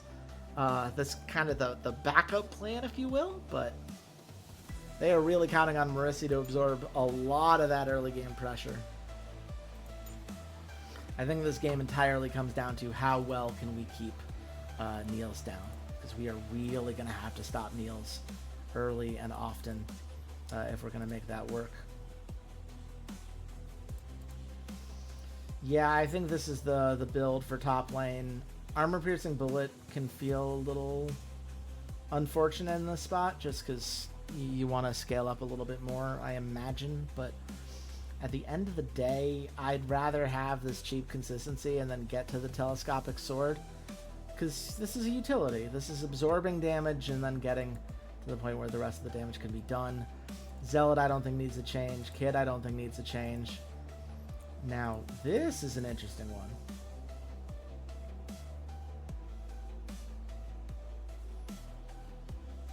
I think this looks a little bit more... Okay, I don't love Energy Storage Chamber here. I don't really love Telescopic Sword either, but I don't think... I'm not building Omaha for the crit, you know? It's not really what Omaha's here to do. It's the armor reduction, which we want to build on. Just keep going full on armor reduction. So I think we go Telescopic Sword. I think that works. I think this works. If this doesn't work, it will be because I tunnel visioned on punishing the Niels mid. But we are on blue side. And I do think that Niels mid is a very punishable pick. I would go so far as to say I think that's a disrespectful pick. And I think Mickey's going to give us those first two dragon fights, which means we're going to have a lot of early scaling in our favor. Here we go. Okay. This is exactly what I was talking about. So, code assimilation. Niels does not have a lot of armor. Sentinel. Code engage. Niels, you're gonna die. Yep. GG. Like, okay, sure. I didn't even need to send over the bird, but at least now we get some extra resources on that front. Yeah, I'll get some hot hands going. Like, what are you gonna do? It's such a weird. Like, theoretically, you're trying to make some Aurelio plays around the map, but I don't know, man. I do understand if you're playing a one carry strategy, you're trying to get Baji as much gold as you can. I get that part of it, certainly. But the rest of it, I just don't know. I just don't know. Free draw seems good. Hot hand seems good. I do like the idea of stealing their lunch. I think that's more powerful. I don't think that one-on-one against Marissi is ever valuable. We can get, even if we can get someone up there, I don't think that matters. I think this matters a lot. Just stole 3 things from their jungle. We're going to starve out that Aurelio as best we can. You can already see, right? Aurelio doesn't even have the double 8 armor heading into this fight. Not that it would be enough, right? I will say this team, I think, understands the value of double 8 armor more than most we've gone up against. But even if she had it for this fight, it wouldn't matter because we're going to have a 2-on-1 advantage, and I don't think they're that silly. But, oh boy, this doesn't help their case.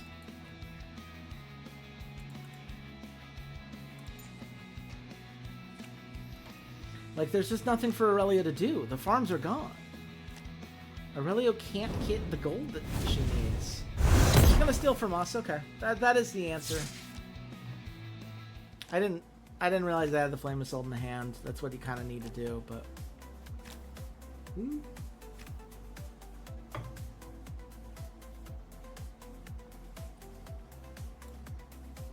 Okay. Really? So they've hurt. They've limited Niels' gold. someone who's meant to be like a carry for that team in order to give it to Marissi and Baji?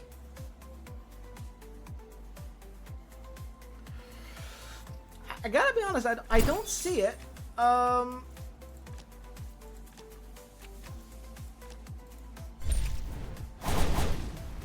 I guess, like, in the sense of he's gonna die anyway, but, like, why did you pick it then? Like, why not play Marissi mid? Dude, you know, they're tank mid laners, you know? Wow, we missed so many hits, and it still wasn't close. I mean, I guess the idea is, like, no, well, it's still gonna be valuable anyway, no matter what we do, because... you know, Niels' damage is still relevant even if he doesn't have a lot of resources, but I'm not sure that's true. I don't know, it's a weird choice for me. It's a weird choice. They are going to get another turn before this dragon fight. I do think they're going to... well, okay, they're going to back off. They're getting more scaling on Abaji. They clearly believe that he is the key to this game. And, you know, if you look at Baji, he does have the second most gold in the game. Clearly a lot more gold than Omaha does. But if you look at those items, right, he's, one, still below Zealot, which I think says a lot about just how much of a nice early lead Zealot is built. And two, still a bit away from that, that crit pill. And Meteorite Fragments is not a cheap item. I guess you need the hyperscaling for it, but look at poor Niels, right? Like, Fountain of Corruption into Self-Illuminating Sphere. They really are playing Niels as a support mid laner. That's not a good use of your Niels. That just doesn't feel like the thing you should be using Niels for. I'm not here to tell anyone how to live their life, but also... oofa doofa. Not the way I'd do it. Not the way I would do it. Just keep drawing all the things here. I mean, this is one of those, like, okay, how do we get everyone where we'd like it to be? We do have multiple chick running, so we can make this a 3v2 in the bot lane. I think that'd be really nice. Can we do better than a 3v2 in bot lane? Can we get anyone else involved in that fight? I don't know that we can. What we could do is force the 2v2, but make it a 3.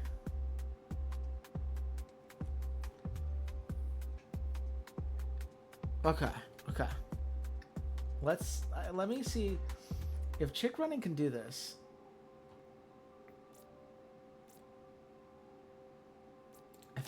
I think we might be cooking. Let me see if this works the way I think it does. Shield here. Probe attack. We miss. Okay, that's gonna change a lot of the maths here. I think compared to some of the things we could be doing, I feel much better about just sending the chick charge down to bot lane, having that be a 3v2.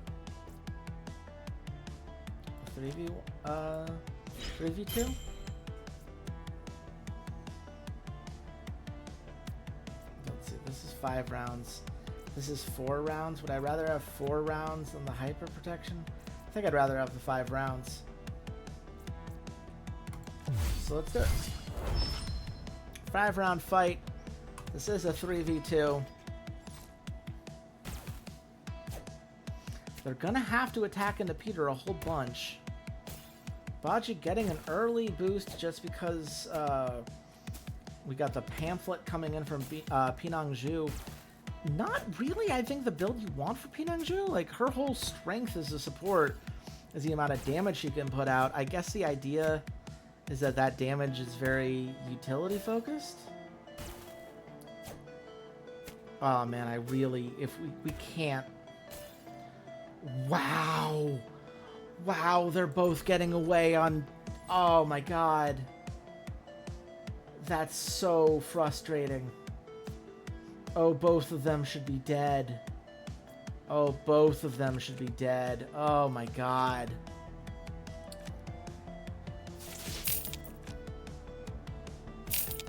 That is infuriating.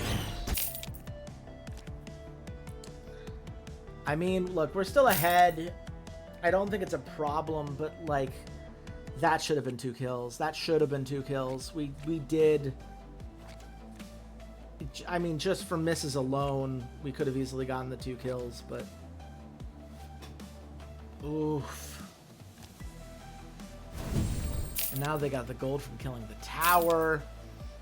And because Baji didn't die, he's getting his gold. He's getting the chance to scale.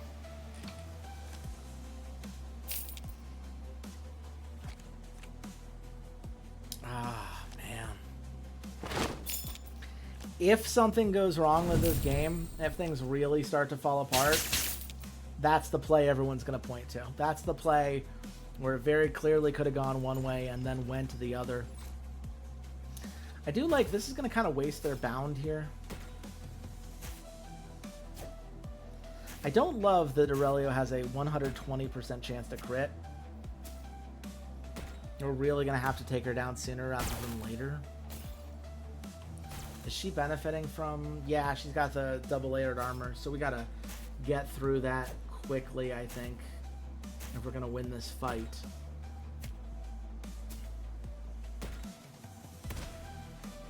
Okay, bird's down. That's fine. Kind of knew that was going to be the case. Man, Aurelio's soaking up so much. Okay, but it's gone now. That armor's down. I mean, this is why they play Niels the way they did, right? Niels... It's not a ton of damage compared to what we expect from Niels typically in a game like this, but it is enough damage that it is annoying, especially now that Zealot's down. Granted, a lot of stacks now available for Kid. Big moment for Kid. But Omaha is a lot lower than you'd like. There's only so much Kid's able to do, especially if Aurelio is going to be resurrected via that item. Really would have hoped that Aurelio would attack someone else just so Kid could get a free attack on somebody else. Oh, man. Niels has just survived long enough for a lot of those fights to come through. Can Kid solo carry? I don't think so. I think there's too much crit potential from Baji. Yeah. Oof. Oh, God. Huge gold swing in their favor, entirely driven by the fact that they managed to get away with those two not quite kills in the bot lane. Really hurt our potential gold differential.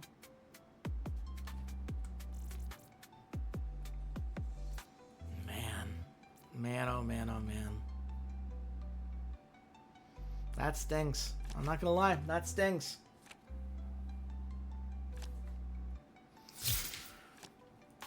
And I mean, here's the thing, right? Is like Bachi's gonna keep scaling for days. That's not gonna change.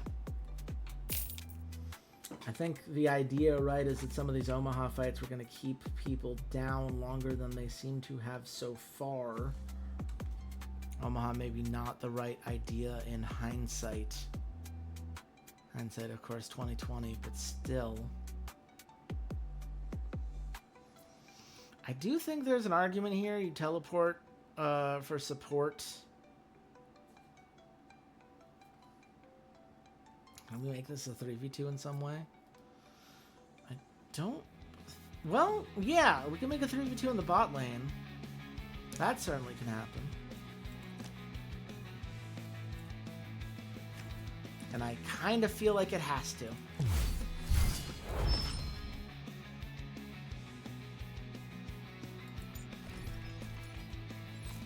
I feel like this is the make good, right? Oh my god, all these misses. All of these misses. I think this game has really taught me the value of, like, Aurelia is a bruiser in this meta. If you don't have Hass, if you don't have the answer, really dangerous, because the double shelled armor gives her so much versatility. Okay, just kill Pinangju, please. Oh my god. She survives with 10! With 10! Oh my goodness. It's just not what we want to see, folks. It's not ideal. Relax. I think that's safe to say. Scavenger, yeah. I'm gonna put a lot of damage out with the spite. That's okay. Protagonist coming through, less okay. Inferno March, really nice. We do get a tower. We can't take this Herald fight. We have to back off. Herald fights do not heal you back up. That's a free Herald for them. And oh boy, do I not feel good about that. I'll tell you what.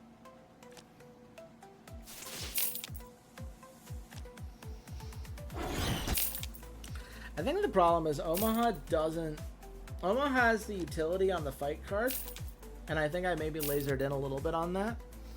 Because Omaha, good armor reduction, but not necessarily the best at the rest of it, you know? I do think this is a nice place to be. 5v2 fight. Should be able to get a kill here, if not two.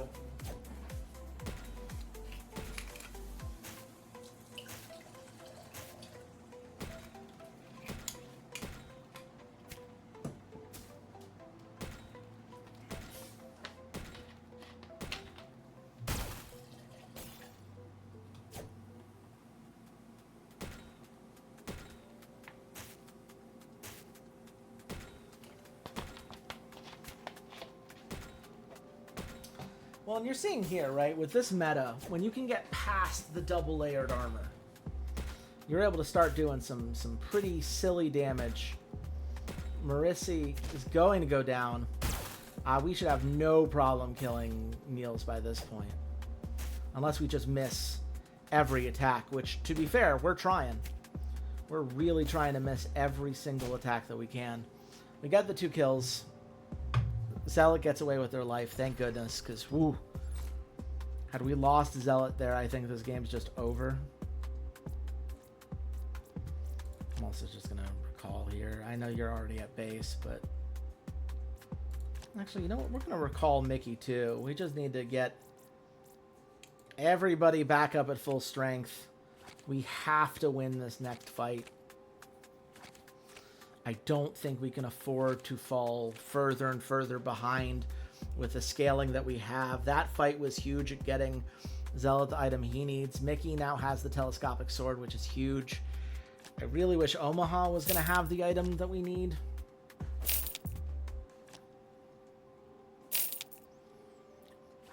Just a lot of weird stuff when it comes to some of these resource cards that the enemy is using. But I do think we need to fight this.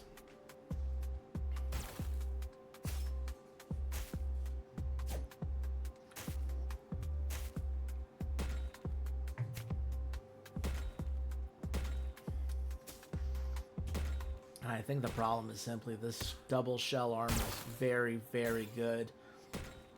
And while Niels is not doing nearly as much damage as he usually does, he is doing enough damage.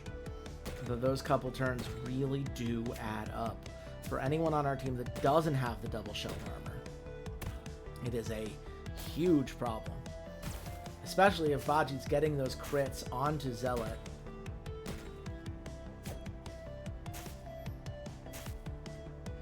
Okay. Marissi, that wall is down. Marissi can die. That is something we are capable of pulling off, and it does make a difference. But that's Zealot down, and that's a lot of damage we no longer have on the board. A lot of damage and a lot of armor reduction we no longer have on the board. I think that's probably the other reason Omaha's just not as good a pick here as you would think. Is simply just the idea that there's enough armor reduction in all the items that are available at this point in the game. Like, why do you need to take Omaha, whose bird gives that armor reduction, when you can just have the armor reduction? You know?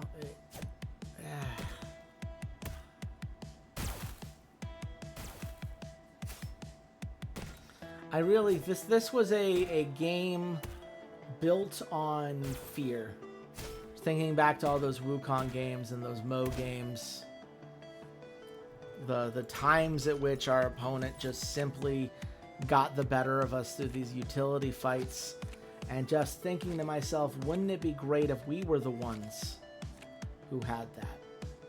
Wouldn't it be great if we were the ones who could eagle soar our way to victory? And it's just not where we're at right now.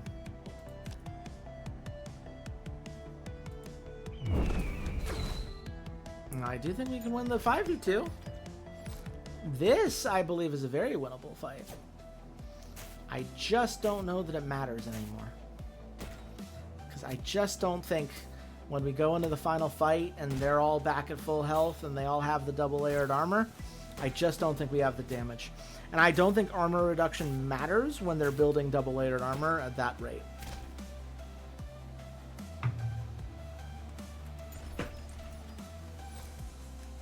Like, that'll make us feel better. It makes the stats look nicer. It makes everything look a little cleaner.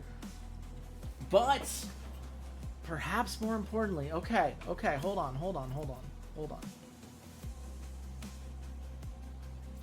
Is there anything else we can draw into? If we probe attack and it hits, it's a 66% chance. I don't think we win the fight in 5 turns without conviction.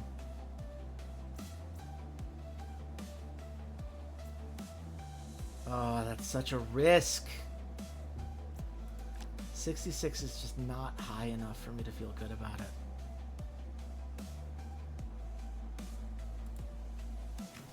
Got it. Okay. Let's get it onto Aurelio. And close out the game.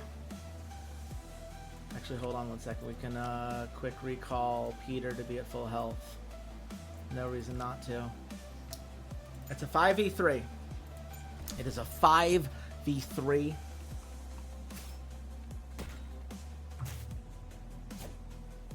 And they don't have Baji. They do not have one of their biggest damage dealers in this fight.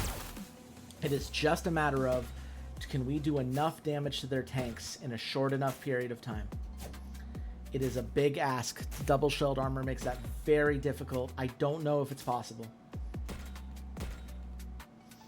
But I guarantee I feel better about this than a 5v5.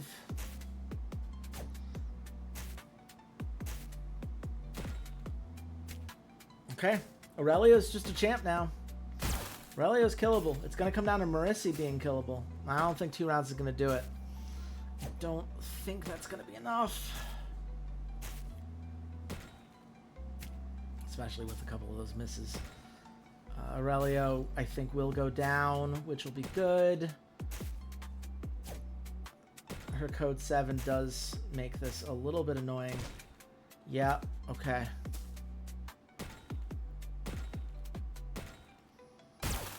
Finally got Marissi down. But yeah, we were never going to get as much as we wanted. And I mean, this is really a fascinating lesson in like how to use your Neils, right? I didn't think this build made sense at all. Or at the very least, even if the build made sense, I thought that it would be a problem that so many other resources were spent elsewhere. Perhaps, I mean, Fountain of Corruption, I think, probably stronger than I realized. Perhaps the fact that I went a little bit more modest with things like Omaha's build, maybe that's something. In hindsight, we just don't have a lot of attack power items right now.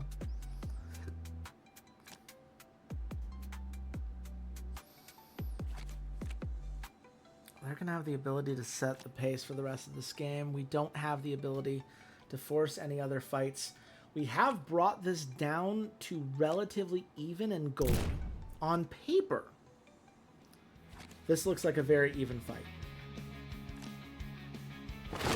But we've seen how these team fights play out.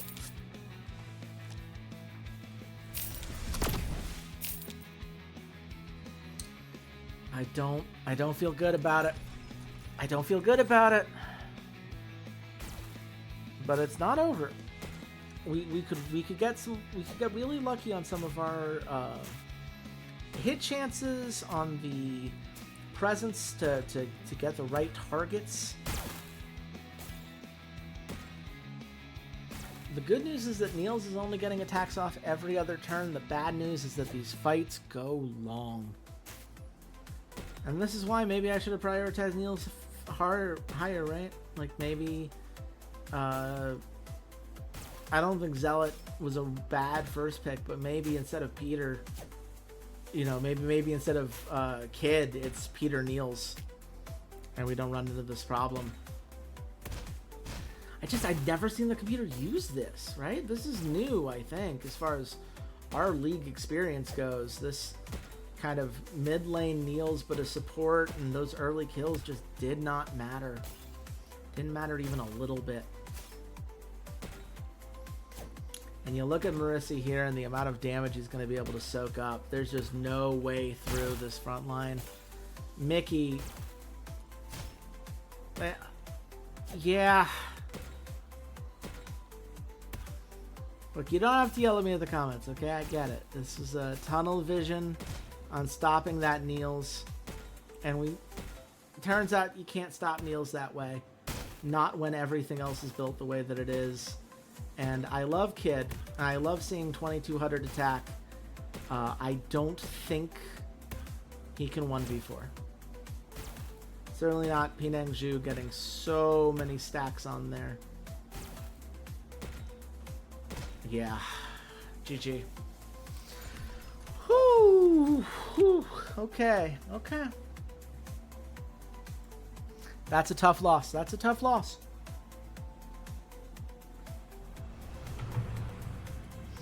And Penang Zhu's going to get credit, which, don't get me wrong, that last fight, she sure did get a lot of damage down there. It sure helped in those extended fights. I get it. And, you know, it's going to point to Kid and say, yeah, Kid did a great job. But I think that's just a lot more about the compositional strengths, right? Penang Zhu does better when the fights go long, and they had multiple tools, including this Aurelio, that made the fight go long. If we had Hass here instead of Mickey, obviously it would have given us fewer tools for ganking the Niels, but so what? What did ganking Niels accomplish in this game? Look at those damage numbers. I mean, gee, ooh, 45,000 damage from Penang Zhu. Yeah, okay. But you could see it, right? We had these map moments, we had these plays, we had these opportunities, and it just, our team fight was not well built. We had great situational moments. We did not have the cohesive closing opportunity. And here we are as a result. We could transfer that over. I think that's better to have that efficiency. Nope, neither of those. It's just a heartbreaker. It's a heartbreaker because we were doing so well for so long. But see, here's the thing. Yang God played 2 games, and they dropped one to Codename 7 while beating Panda King, funnily enough. Panda King, not going to be in the playoffs. Thank goodness we're not going to have to play them again, because, oh boy, was all of that mishmash of sending resources to various places something I don't want to have to think about moving forward. But we are in control of our own destiny. If we win the last game of the season, we can be the first seed. Because I think the game will give us the benefit of the doubt in a tiebreaker situation against Yang God. But we need to win. And you know what? I think, given the stakes, given everything in front of us, I think it's time to call in the troops. I think it's time to connect with my friend Xander aka Tentacle Coach, the Alawi god of North America. And we're going to see what we can do tomorrow. What time? Not sure yet. Haven't had a chance to connect with him on it, but he has expressed interest in coming on the show, and it was really fun to do it with Danny, and I'd love to have him here. So fingers crossed that will work out the way that I hope. If you want to know when that stream's going live, I will share that information like I share all stuff on my social media at Chase Wassenar on bluesky.social or Chase Wassenar on Twitter if you must. Twitter, obviously, a lot more people on it. Just, hoo boy, is it a not great place to be most of the time. But I put it out on both places. And of course, if you want to follow all the other work that I do, especially with my good pal Walter C80's Fedchuk, who was such a cornerstone of the wrestling show that we did, you can find that at Rough Drafts Pod on Twitter, roughdraftspodcast.bsky.social. Some really great, episodes there. We just posted one on Tavern Talk, which is a game that Walter and I both enjoyed. We've got a really great episode coming up with friend of the pod, Devin Pyrotechnics Young, former EULCS caster, talking about the Daredevil and Wolverine films. So definitely go give that a listen if that's your thing when it comes out on Monday. But for now, thank you all so much for stopping by. Hopefully, a 2-1 record. Still a lot of reasons to be optimistic, even if the night did not end on the note I was hoping for. Thank you so much for watching. Till next time, goodbye, Internet.